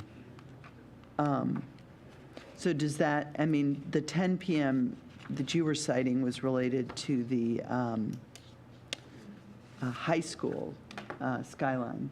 And I'm just wondering if it's a middle school and the Parks Department is done at 8 PM, if we could set it at 8:30 or something. They could turn off at 8:30, because the middle school use is generally going to be done before that time period.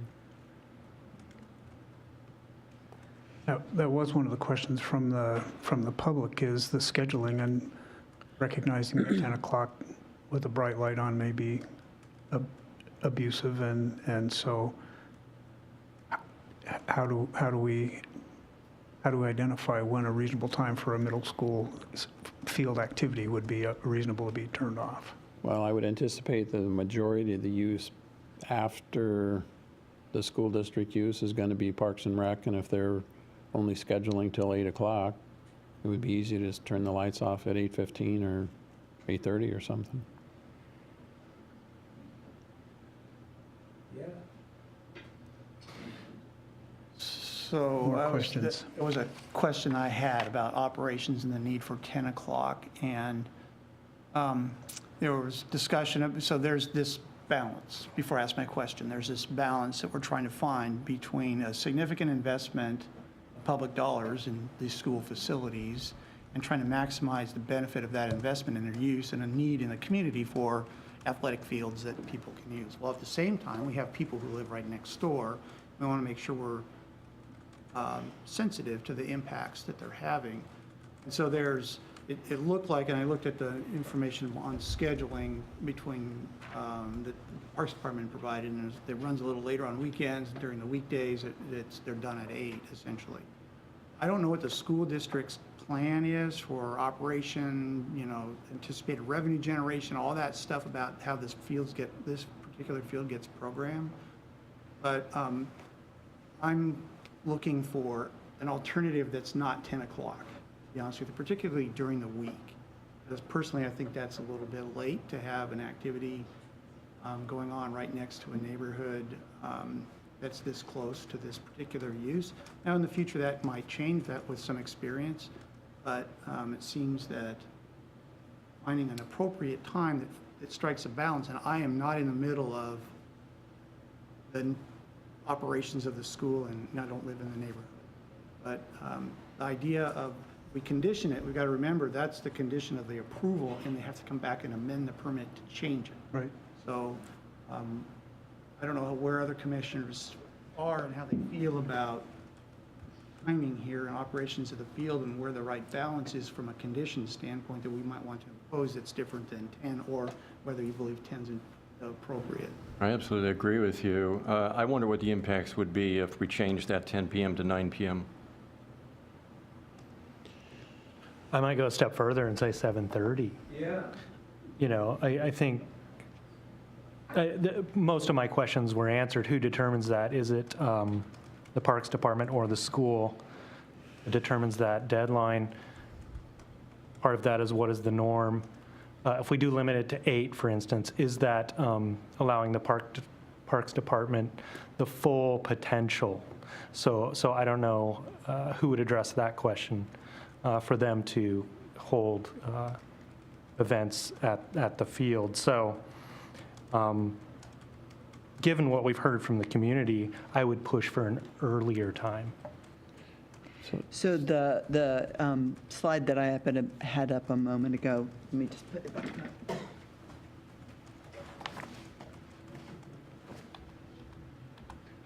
So the information I was looking at was,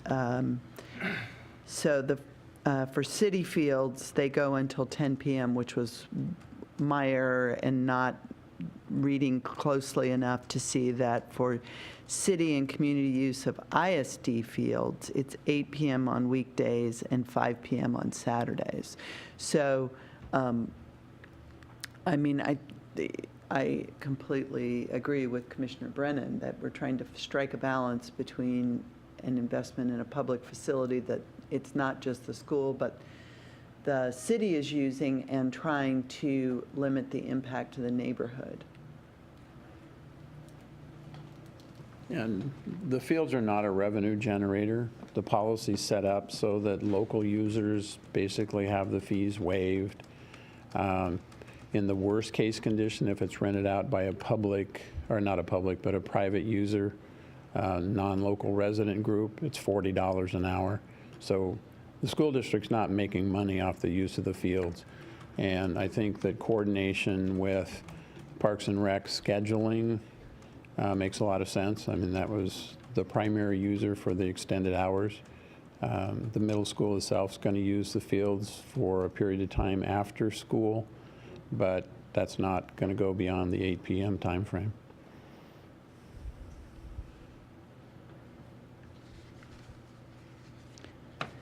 What kind of rules do you have posted at the school fields? Are they, I don't know if you saw the one that the school district used to have, I mean, the city Parks Department. Parks and Rec Department rules are pretty similar for turfed fields. Lucy, I'm sorry, I didn't hear your question. Oh, I apologize. I was asking, it was related to the bottom point about restrictions, and the school district had provided a list, and it's one of the attachments in your packet. I'm just trying to find it so I can, it's attachment 5 on page 39 of your packet, which was the cities, these are the older rules that they're in the process of updating, but I was curious what kind of rules were posted at the school fields, and if, I mean, hours could certainly be part of that, but I think that in trying to understand the impacts to the neighborhood, I mean, telling you not to park where you're not supposed to park is not going to have an impact here. What about no amplified sound? Yes, I think if that, yes, I think things that relate directly to the field are wise. I think the other things we're going to have to deal with operationally. Yeah. If I'm reading the frequency of events, there's no Sunday event scheduled, that they aren't allowed to use the fields on Sunday. It says Monday to Friday and Saturdays, but is there any restriction on Sunday use? I'm not aware that there is or is not. I'm sorry? I'm not aware that there is or is not. Oh, okay. There's no restrictions on those fields. If I was to go and ask the school district, can I use that field? I'm sorry. Well, any use of the fields has to be scheduled, and if it's not a scheduled event, the field, the perimeter fencing is going to be locked. So if there's somebody on the field that's not scheduled to be a user, then they're using it illegally and trespassing. I'm a little concerned with that. There seem to be a number of unmet obligations as far as parking and speeding and driving through gates and that kind of thing. And so to rely on the notion that if there's not a permit, that the field won't be used, and that if it is used, somebody will trespass, but apparently we can't even figure out how to make sure we get somebody to go in and turn the lights on or off. What's the obligation? What's the recourse of the neighborhood when after 5 o'clock there's a use on the field, and who are they supposed to call, or what are they supposed to do? If the school We'll regulates. have a phone number posted, and they can call the phone number. That'll get them into touch with the school district security department personnel. Okay. So I'm back to. Those are people that are available after hours, and they do expect calls. There's not going to be anybody that's reliably going to be on campus on Sunday. So the security person, those personnel are, and they are aware that they get calls, so. There's also, I mean, you guys don't re-rent to people that don't follow the rules. More questions? Yeah, I'm trying to come back to that condition number 5, and talk a little bit more about amendments that we might want to introduce here. Just a couple kind of questions, and maybe this is more toward the chair and the commission, and that's establishing the hours of limitation. The code says, the second sentence about you need to turn off as soon as possible following the end of the event and no time or no longer than 30 minutes. Well, that's in the code. But whether we have it in a condition or not, it's applicable. I mean, we don't get to strike the code requirements. So that's something that's already in there. The issue for me is the limit on the lighting period. On months like June, when you don't need light up until 9 o'clock right now. I mean, you can use I don't know what they're doing, but they can use the fields without light. I think the concern here is lighting the field and the ongoing activity that creates during the darker periods of the year.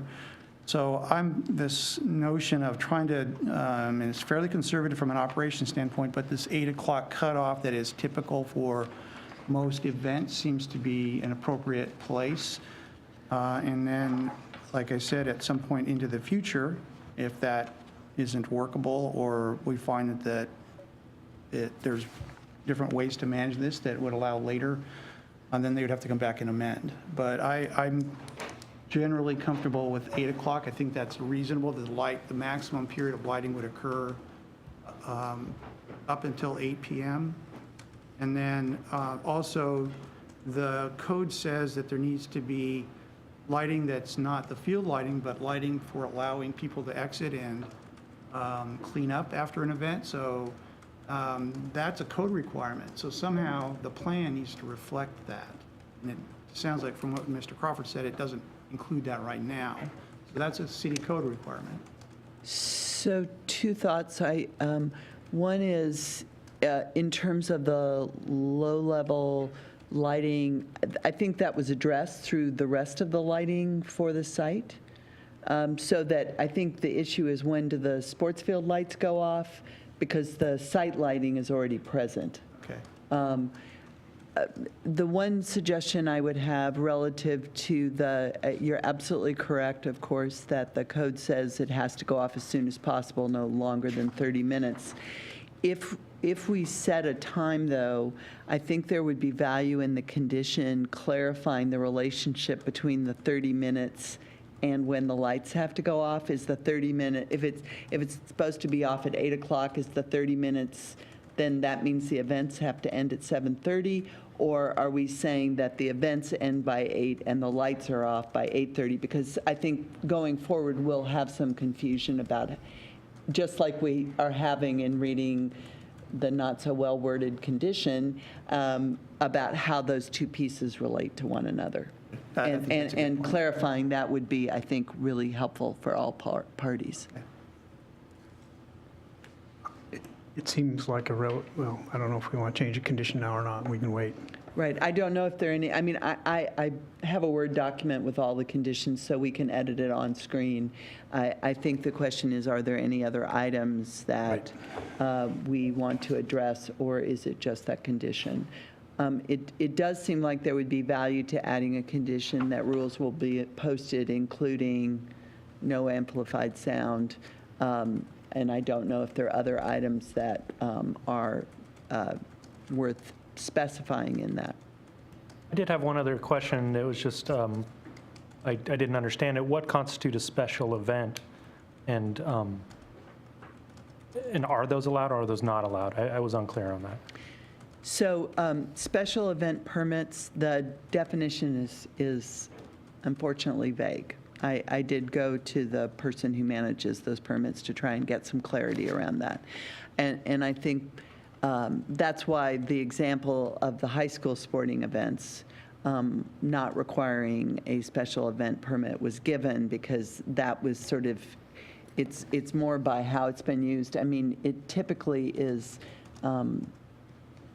more significant events like runs where you're closing down streets, or the American volleyball tournament that has been coming for the last few years, where you have significant and unanticipated activities and traffic in certain locations. I'm kind of deducing this, it is not spelled out, but because it's a sports field, that there would be games would not lead to a special event permit because the sporting events are anticipated. And They are currently allowed as. Yes.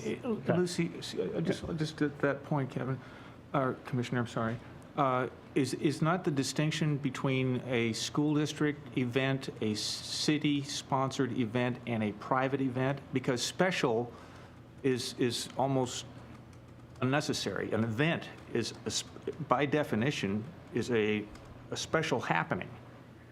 That's what an event is. So if the clarification is for these purposes, wouldn't it be, is it a school event? Is it an ISD event? Is it a city parks sponsored event, or is it a private event? Well, I guess my question would be, while we can make those distinctions, I'm not sure that the experience of the neighborhood would be different in terms of a sporting event on those fields. I agree. And typically, they're traffic control plans predominantly. I mean, there's clearly work to be done with the neighborhood. But I'm not sure that the special event permit would fix the concern, the valid concerns that are being raised. The majority of users are leagues and ongoing teams, so that there's not that high a percentage of just individual users. There's not much time that's left over after the leagues get finished scheduling, and typically they're actually looking for more time. And they all know that if they don't abide by the rules, they don't get scheduled.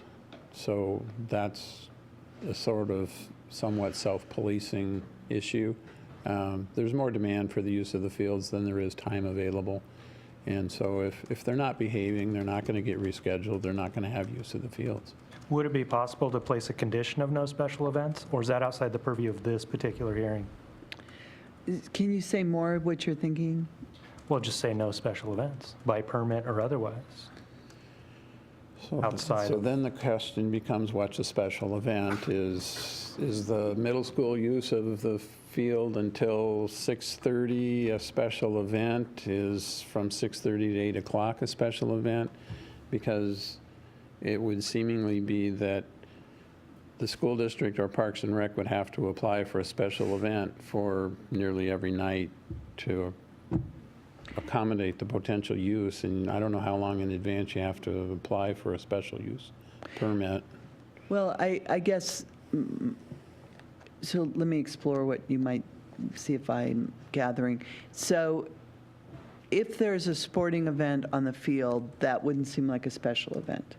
But are you exploring that if it was used for a flea market or something inconsistent with its most obvious use, that then would that qualify as a special event? Yes, and outside of the normal hours of operation. Okay. I think that would constitute special as well, special permission to exceed the hours of operation that we define here. That feels special, but I guess we can't have it both ways and say no special events are allowed, but or none of the events are actually special, but none are allowed. We have to define it somehow. And I think, what would step outside the expected use of those fields, I think, is one way. So I think the hours of operation, you're talking about what those hours would be. So I think that, I guess my question is, those are artificial turf, right?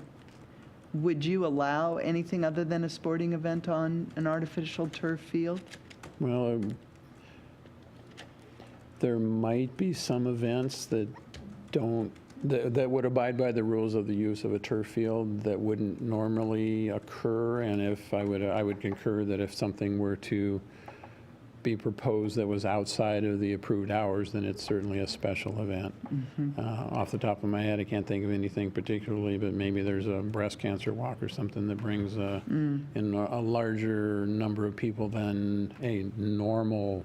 Yeah, I think that would be the best recreational event. mechanism is time, especially when the high school is available for special events. So it's not as though we're eliminating the possibility overall, but to allow it on both sites seems like something we could do. So are you suggesting that if both fields are in use simultaneously, it becomes a special event? Well, no, I'm saying, do we just limit the middle school to have no special events? The high school, it sounds like, already can have special events. Why do both of them need it? There's already a venue in place. Why couldn't we limit it to the middle, limit the use of the middle school to no special events? And again, maybe I may be down a rabbit trail here that isn't in the purview of this, and maybe the time limits are enough framework for that. I guess I would suggest that it kind of doesn't matter whether it's an event or a special event. If you close it off at 8 o'clock, it doesn't matter. Right. I mean, you can call it whatever you want. Right.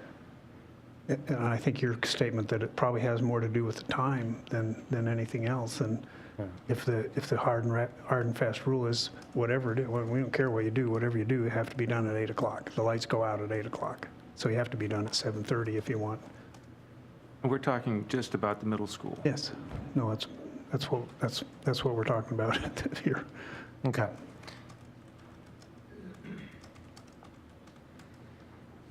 Other questions?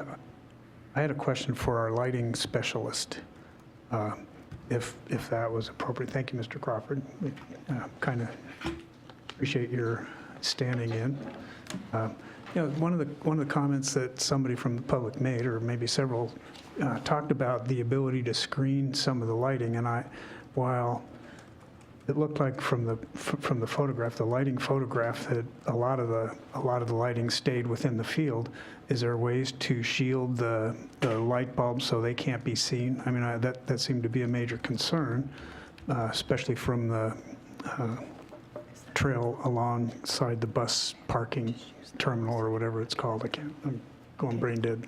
Sorry. So, from a lighting perspective, is there a way to put shielding on the light so you can't see them from behind? Sure. It's a pretty common thing to do. It's called what we call a house side shield, and it's essentially a piece of sheet metal painted black that sort of wraps around the back side of the fixture. Although I will say, one of the reasons I recommended that we have a field verification of what the actual performance is that these fixtures in particular are better shielded than most things that people are familiar with.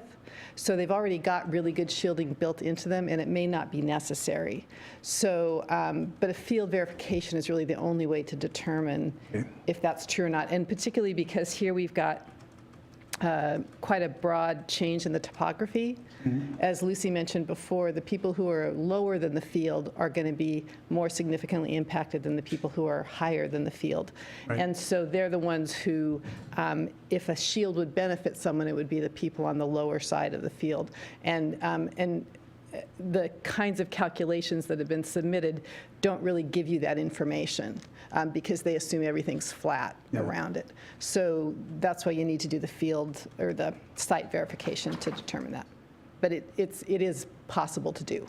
Excellent. And I apologize if you said your name. Oh, I didn't. I'm Denise Fong. Thank you. Yeah. I said it, but that was a long time ago. I've got a good memory. It's just short. Mr. Chair, since Ms. Fong is at the microphone, can I ask a follow-up? Absolutely. So, Ms. Fong, can you describe the process of doing the assessment? How do you go about making a determination as to whether they're complying with the conditions and the city's code, and then making a determination as to whether shielding would be appropriate or not? That's a good question. So one of the things we do, there are recommended standard illumination levels for fields of this kind of use. So one of the things we would do is we would actually measure the light levels on the field to see that they don't exceed what the recommended levels are. So that's one part. But that doesn't really address potential glare to neighbors that live around the perimeter. So for that, unfortunately, that's not something that's easily measured. It's really something that's more of a visual assessment. So as Lucy mentioned, she drove around and sort of got as close as she could to certain areas to sort of take a look. What we've done in other neighborhoods, particularly when there's been the kind of concern that these neighbors have, is schedule it with their knowledge of when it's being scheduled, and then ask if some of them would allow us to stand in their front windows to see what we can actually see from their window, because that's what the concern is. And if they're willing to do that, then we can actually, make that kind of an assessment. Somehow I think they would be willing. I sort of got it that they would too. So Taking a wild guess. yeah. But So that means please make sure that your emails are clearly written on the sheet so that I can contact you. pretty Because clear. there's actually one of the new condition that was added to the sheet, which I can pull up, and I don't, mine's up there, had to do with making that assessment. Oh, good. Yeah. So new condition number 6 is aim fixtures and provide shielding such that the fixtures do not create adverse glare conditions for any drivers on the adjacent 2nd Avenue Southeast. I think that we would then add that we would also assess from the residences and shield to the best of our ability by actually being in their yards. Absolutely. No, I think that would. Question on that, would the verification test be done in the evening, or when would that be anticipated? They had to be done after dark. Yeah. So depending on the time of year, like this time of year, it has to be 10. Really, we couldn't do it this time of year until about probably 10:30 because it's not fully dark until then. If it didn't happen until the fall, then it would be earlier. So it just depends on the time of year. I wonder if there's any way to capture the community's own opinions on the view of the lighting from their own residences during or after that verification test. Well, they would be a part of the verification test. So they are feeding back directly on this. It's not just the city being in a yard. No, they're going to ask them if they can go in their houses. Yeah. I would guess they're going to I be would there. expect they'll be there if they'll let us go in their houses, yeah. Sorry, can I ask one more question following up on that? Would there be then any announcement community-wide that this test is occurring that would allow people outside of this room that aren't a party to this conversation to be aware that this test is going on? That would. So I think that the 300-foot notice that we have been mailing, I will say I'm getting a lot of them back, but I think that the important thing is also that people let their neighbors know. But we could send postcards and set a time at which we're going to go out and do the evaluation. Okay. Yeah, I think that would be good, just to notify everyone as best as possible. More questions?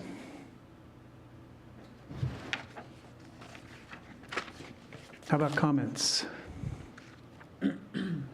I do have a question, and this is more of a, maybe it's more of an information for the commission and staff and the residents that are, but does the city have restricted residential parking zones, and do they use that to try to control spillover parking?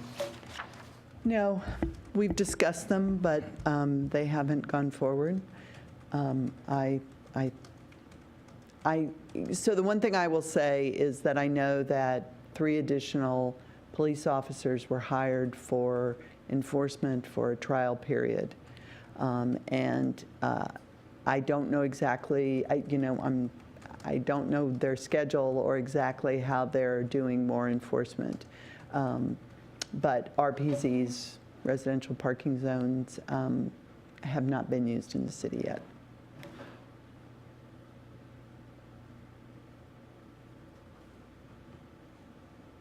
I think that's it. Yeah. So, any other questions? Yes. So tonight we heard 90% about the operational issues probably, and the lighting was kind of the trigger for all that discussion. So I wonder what advice you could give the community in terms of getting more support for all of the operational problems we heard tonight. It sounds as though the police support that's supposed to be there is not there. So what do? It's hard for us to imagine that they spend half their working day calling the police department, making a case that it's a mess out there. Where do you suggest they go? What's their next step, since we're focused on lighting here? Well, I guess what I would suggest, looking at the director, is that he and I need to be reporting back to the mayor. Yes. I might make a suggestion here too, and I've heard a few folks from the neighborhood make this comment about communication, more frequent and communication between the school district, particularly administration on the school properties, because Mr. Crawford's here and his job is to deliver new buildings and manage the facilities, but not dealing with the day-to-day operational, I'm guessing, operations of these schools. And so somehow we've got to connect up the people who are impacted directly by the operation of the school, the principal, with the principal or the administration of the schools, so that there's a more frequent dialogue, some sort of a good neighbor committee or something like that, that allows that to happen, so that there's the frustrations are expressed, solutions are discussed. Maybe there's something there. So it seems like because of the intensity of school use in this particular area, these neighborhoods are certainly feeling the impact from that growth, that might be something to explore. I'm sorry. Sorry. Public, okay.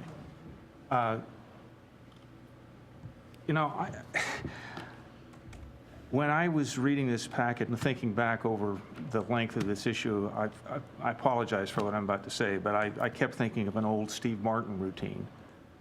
How to make $1 million and pay no taxes. First, make $1 million. Second, pay no taxes. What to say to the IRS when they say, you made $1 million and you didn't pay any taxes? 2 words, I forgot. That seems to be what we're dealing with here.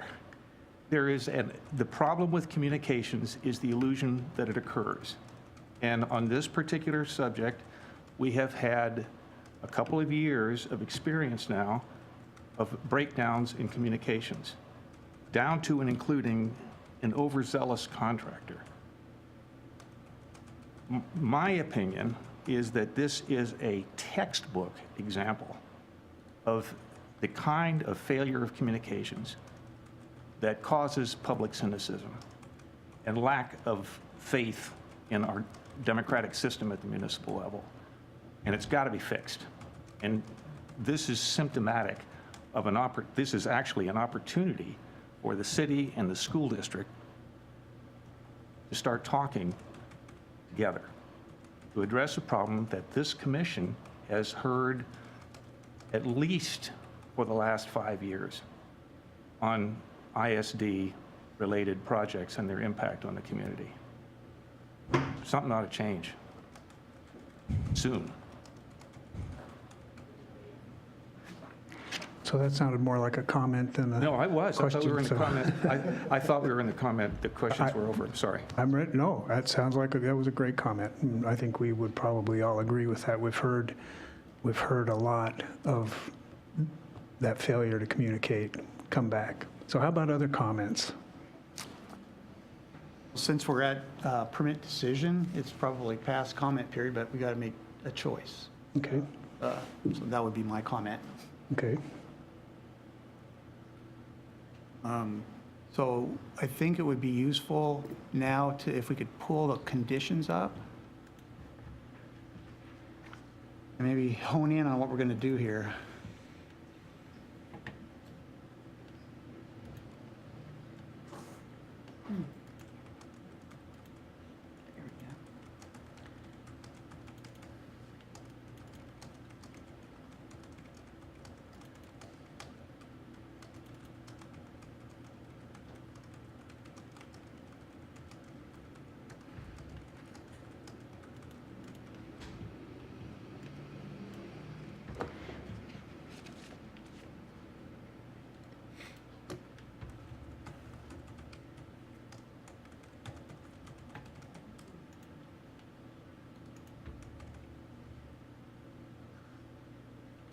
Can you read that, or is it too small? Could be just a little bigger for me, but Okay. my eyes are going. I was trying to get it all on one page, but I understand the problem.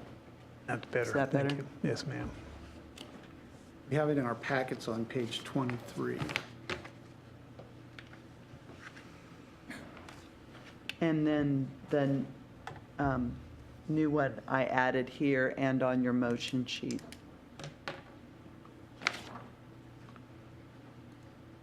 So let's try the easy one. I would maybe suggest that we work with the new one first, since it's only 2 lines and we can do this. And maybe we add to the language,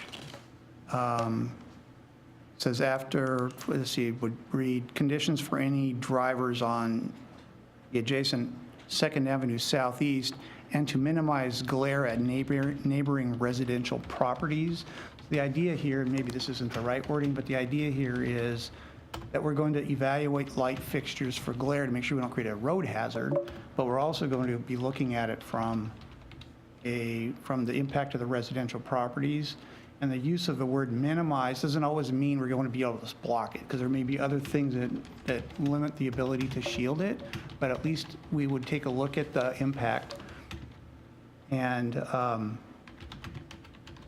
see what we can do to really minimize any potential bulb glare that might occur. And that would generally be driven by topography, I think, as we heard earlier. I took the liberty of adding another That's good. sentence. Okay. Yeah, I agree, and just a couple of tweaks there, so that the fixtures delete 2, so the fixtures do not create, first sentence. And then I think you don't need the 2 before minimize glare. I love having an editor on the Thought I would jump in before Commissioner Harrison because I knew he was ready to go. Lips are sealed.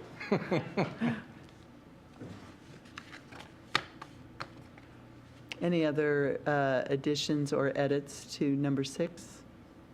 Good one. I think that's good. Let's do 5 next. It's the Yeah. tough one. I think that my sense was there was general agreement that 8 o'clock, or that the, can't remember, 5 during the week and 8 o'clock on the weekend on Saturday night. Is that what the city thing was? It Other is, way around, 8 o'clock on weekdays. it's 8 PM on weekdays and 5 PM on weekends right now. I think it's easier just to set a time, 8 p.m. I mean, I think the weekdays are actually more sensitive to time, having the lights on than the weekend would be personally. But again, I don't live next door to one. I've played on fields that are lighted, but I think I would actually do the opposite if we're going to restrict the time. So I think I would personally stay with 8 o'clock as the standard. It's easier to administer too, that way. And I would also add to that, and others can suggest other, but I would also add that the IMS sports field lighting will be limited to use up to 8. So I would put that, I'd actually I would put that after the. I'm just started typing. I'll move it wherever you Okay. want it. So in the very first line, once you finished. So you're suggesting moving that up to the beginning? Yeah. Oops. Right. Then you can just strike the first. And strike the second Yeah, sentence. essentially it's.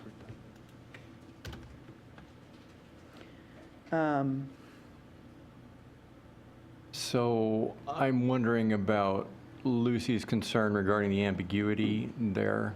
So what I would suggest is maybe adding something to the effect of IMS sports field lighting will be limited to 8 PM, which will include the allotted 30 minutes following a game or something. I actually, here's what I would do with that, and then you can have at it. Is I think I would leave it, that's a very direct statement that it says lighting will be limited to 8 PM. Use of the lighting, that means all cases you're done. At 8 PM, the lights need to come down. I would also add that field lights may be turned off as soon as possible or you shall be turned off as soon as possible following the end of the event, and no and at no time longer than 30 minutes following the end of the game or the event, but in no case past 8 p.m., just to emphasize the deadline. But the idea here is, and as technology allows for, and I think you can, as Mr. Crawford was saying, when these fields get scheduled, they may have one event that's going to end at 6 o'clock. They can program the lights to go down at 6:30, and then the people need to leave, and then you don't have now the guys that want to go play flag football and sneak onto the field later. So I think the idea of trying to maximize the benefit of getting the lights down sooner than later instead of just setting an 8 o'clock every day. So I think I mean, I don't know how the commissioners feel, but I think from staff's perspective, having added the phrase that you proposed helps make that clear where the 30 minutes fall relative to the 8 p.m., Yeah, no, I agree. which was the thing I was concerned about.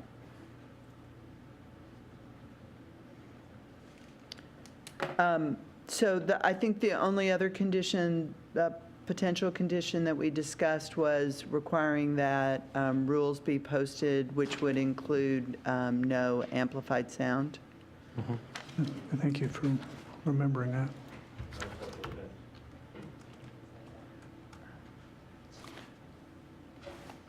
He's right. So, Okay. want me to try it? Chair, do you want me to try to deal with the amplified sound condition? So it sounded like there was consensus to prohibit the use of amplified sound on the field. Notice of this condition will be included with field rules placed at entrances to the field on a durable sign or Okay, something. could you start over again and I'll... I just made most of that up as I went, so I I'll try hate it when you again. do that. So, Well, let's see. maybe, can you read it back to us, Susan? Did you do any course you better than can. I did? Prohibit the use of amplified sound on the field, and notice of this condition will be included with the field rules placed at the entrance to the field on a durable sign. He didn't hear you. Gee. Can you say the second sentence? You're gonna have to do it into the again? I microphone. was not, I'm... Talk in the microphone. So you said prohibit the use of amplified sound. And notice of this condition will be included with field rules placed at the entrance to the field on a durable sign. It's a good thing she can type fast. I appreciate that, too. I do too. Okay. Does that read all right to the commissioners? Should we say each entrance? I'm not familiar enough to know. But entrances. Well, I got entrances. So it's either Okay. each entrance or the entrances, your choice. I think that's adequate, actually. There's always an athletic field regulation sign posted anyway, right? Is that right? Like on page 39, I guess, of 42? Right, that one actually is for the city parks. Okay, so, right. Similar. Is there a similar sign posted on the middle school fields? So we're really just talking about adding that condition to that sign, right? That wording to that sign wherever it occurs. He's noting that it would be part of the user agreement. So Mr. Marsh brought up special events, and I'm not sure exactly where we landed on that, and I just want to ensure that if there's condition language. My impression was that by limiting the hours, you felt that you had addressed the It kind of didn't matter what kind of event it was going to be done at 8 o'clock or 5 o'clock. So it really didn't seem to matter what you called it. Isn't that what we? Yes. I would agree. That was my understanding.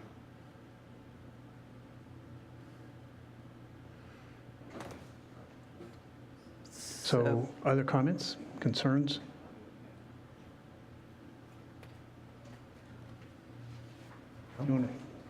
Mr. Chair, I'd like to make a motion I move that the Development Commission approve the revision to Master Site Plan MSP 14-00002 and Site Development Permit SDP 14-00001 for the Issaquah Middle School to allow sports field lighting, project number PRJ 12-00013, as described and evaluated in the staff report memo dated May 31st, 2018, with attachments 1 through 6, and subject to the revised conditions contained in the staff memo, new condition number 6 presented by staff this evening, and the amendments made by the commission this evening.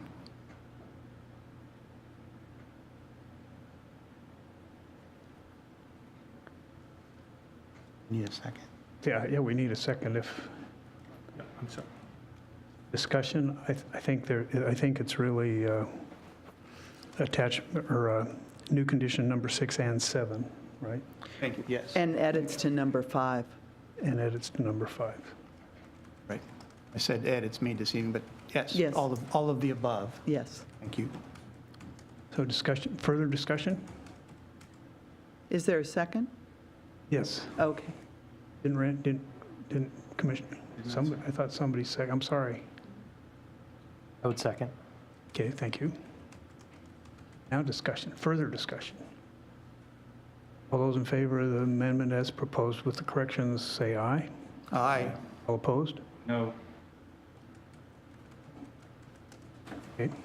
Mr. Chair, I move that the Development Commission direct the Development Services Department to prepare findings of fact and conclusions for review and approval by the Development Commission Chair, affirming the Development Commission's decision to approve the revision to the Issaquah Middle School Sports Field Lighting Project, Master Site Plan MSP 14-00002, and Site Development Permit number SDP 14-00001, subject to the conditions listed in the staff memo, modified this evening in this evening's staff presentation, and amended here this evening, including the additional conditions with amendments.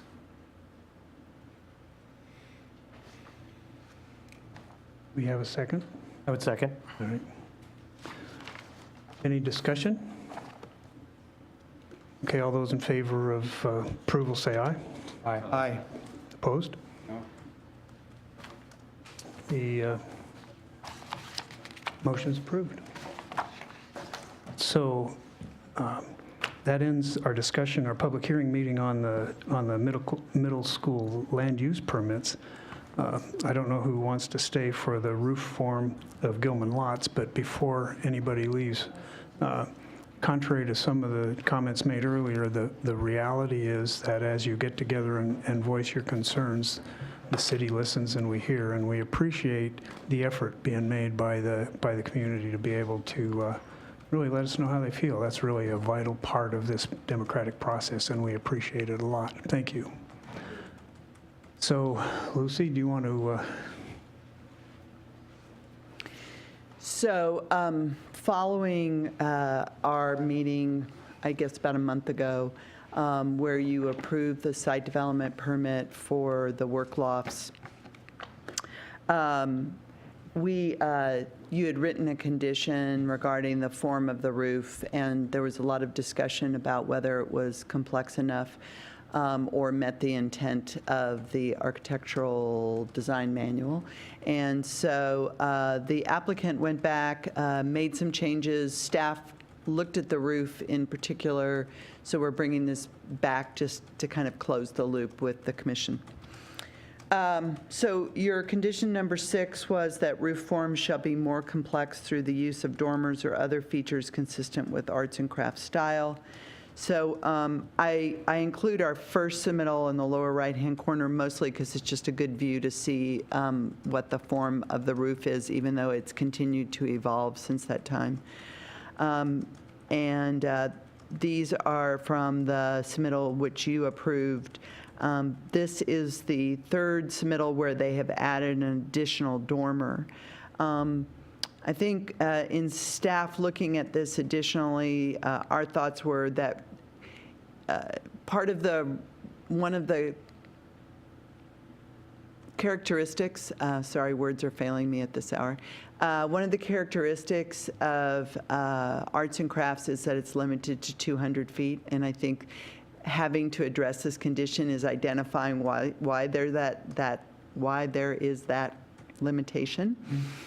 And part of the reason I put the aerial perspective up is I think it shows that the roof has more complexity than maybe it appears to begin with, because it has the two wings, the double roofs at the front, the two bridges, which are visible from the front. There are now proposed to be two dormers on the east, and then the dormer and the chimney on the west. And so, so then to kind of step back into the manual again for a moment, just to remind you that complex was not a defined term, that we're relying on the phrases from the massing section of arts and crafts as well as the images, that the term is more complex, roof form, steep-pitched, gable ends and dormers, and intersecting ridges. And so I know that one of the commission's concerns was, as our first shot out of the barn, we don't want to reduce through precedent the effectiveness of the terms. And so I think that while we may not have hit it perfectly, I think that we have not we have worked a lot on the roofs. They've added quite a few elements consistent with the terminology and the imagery. And I think staff's conclusion was that this was sufficient to achieve the goal of the architectural standards. But we, as I said, we wanted to close the loop with the commission.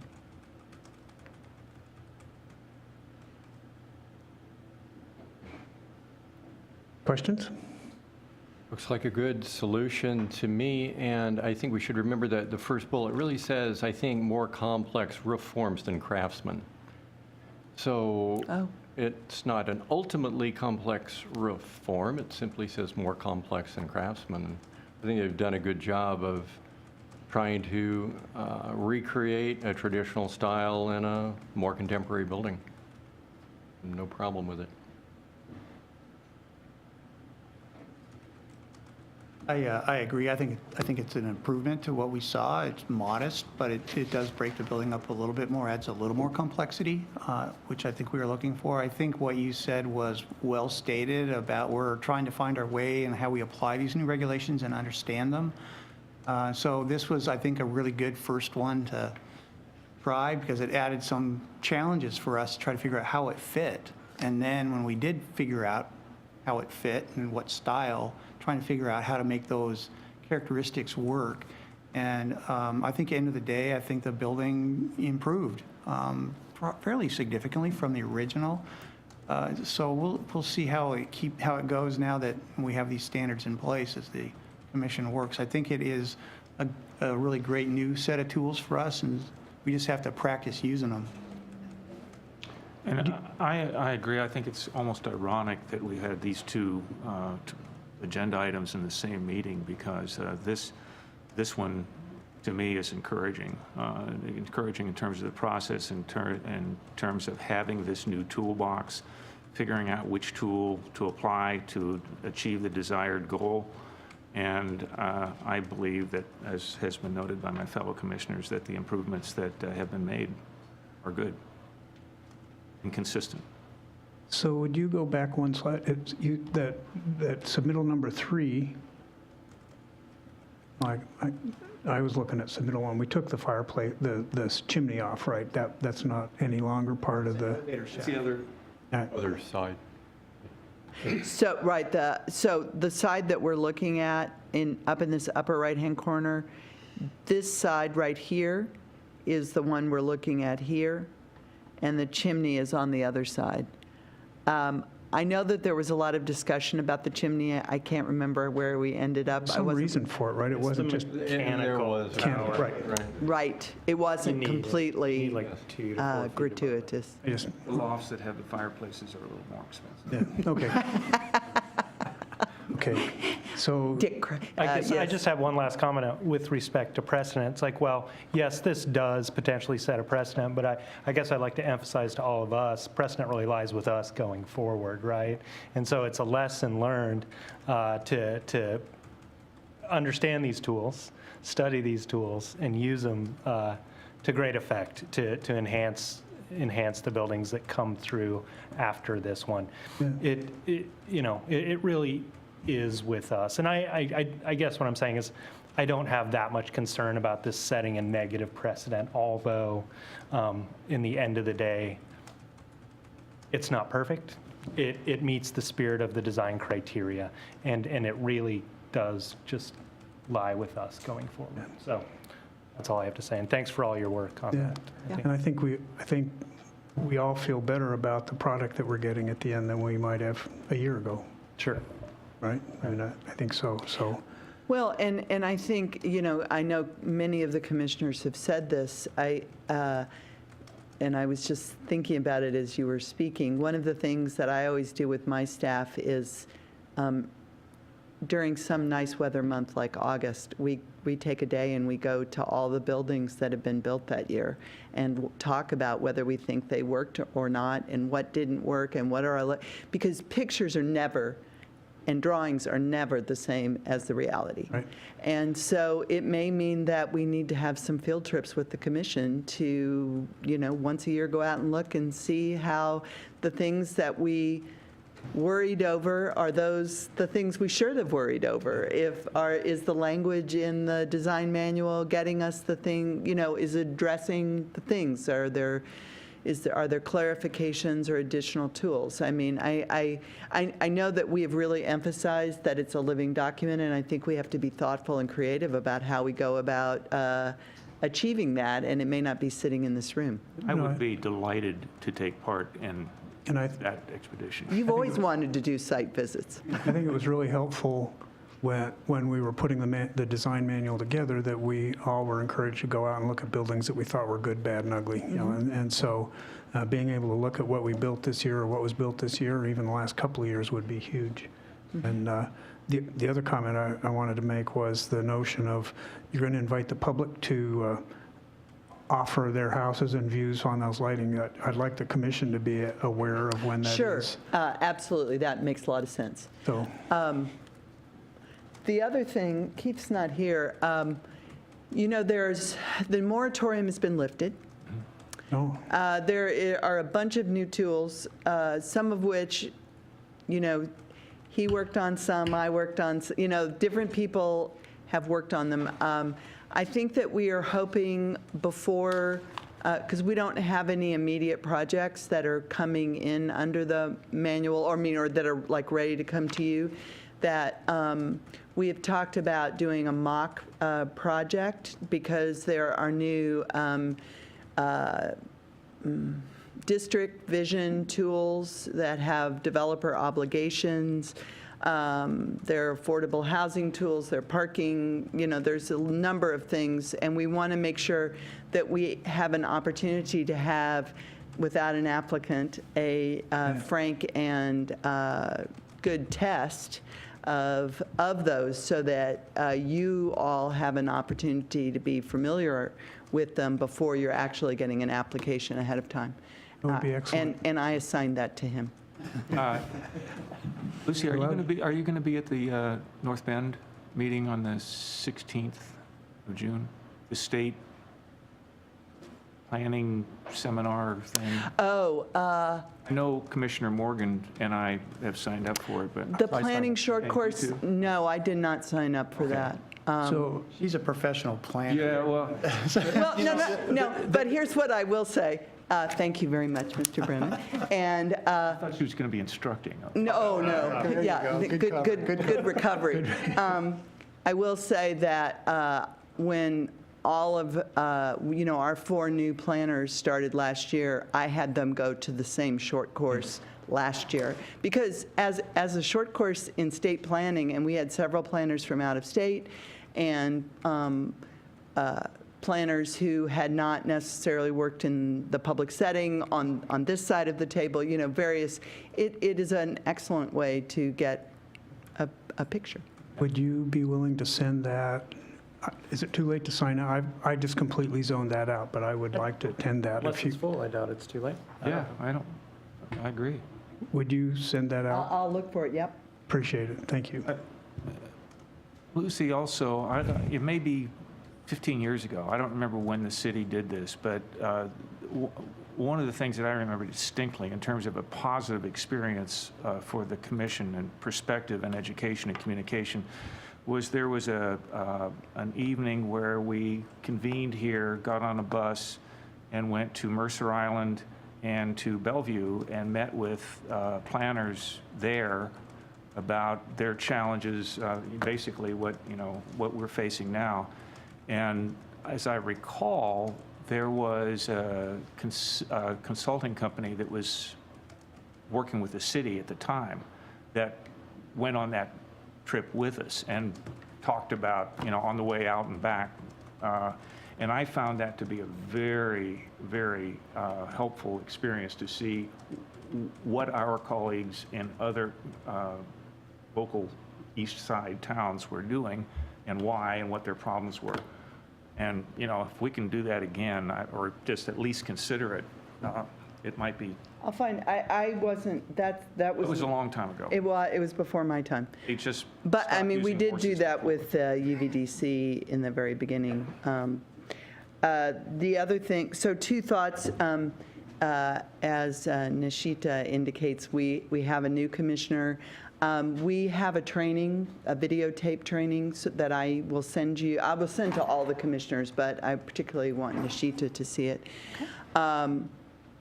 And at our next meeting, we will need to elect a president and vice president, or chair and vice chair of the commission. So be thinking about that, and we'll include it on the agenda. Further comments? So looking at the hour, I think it's time to adjourn.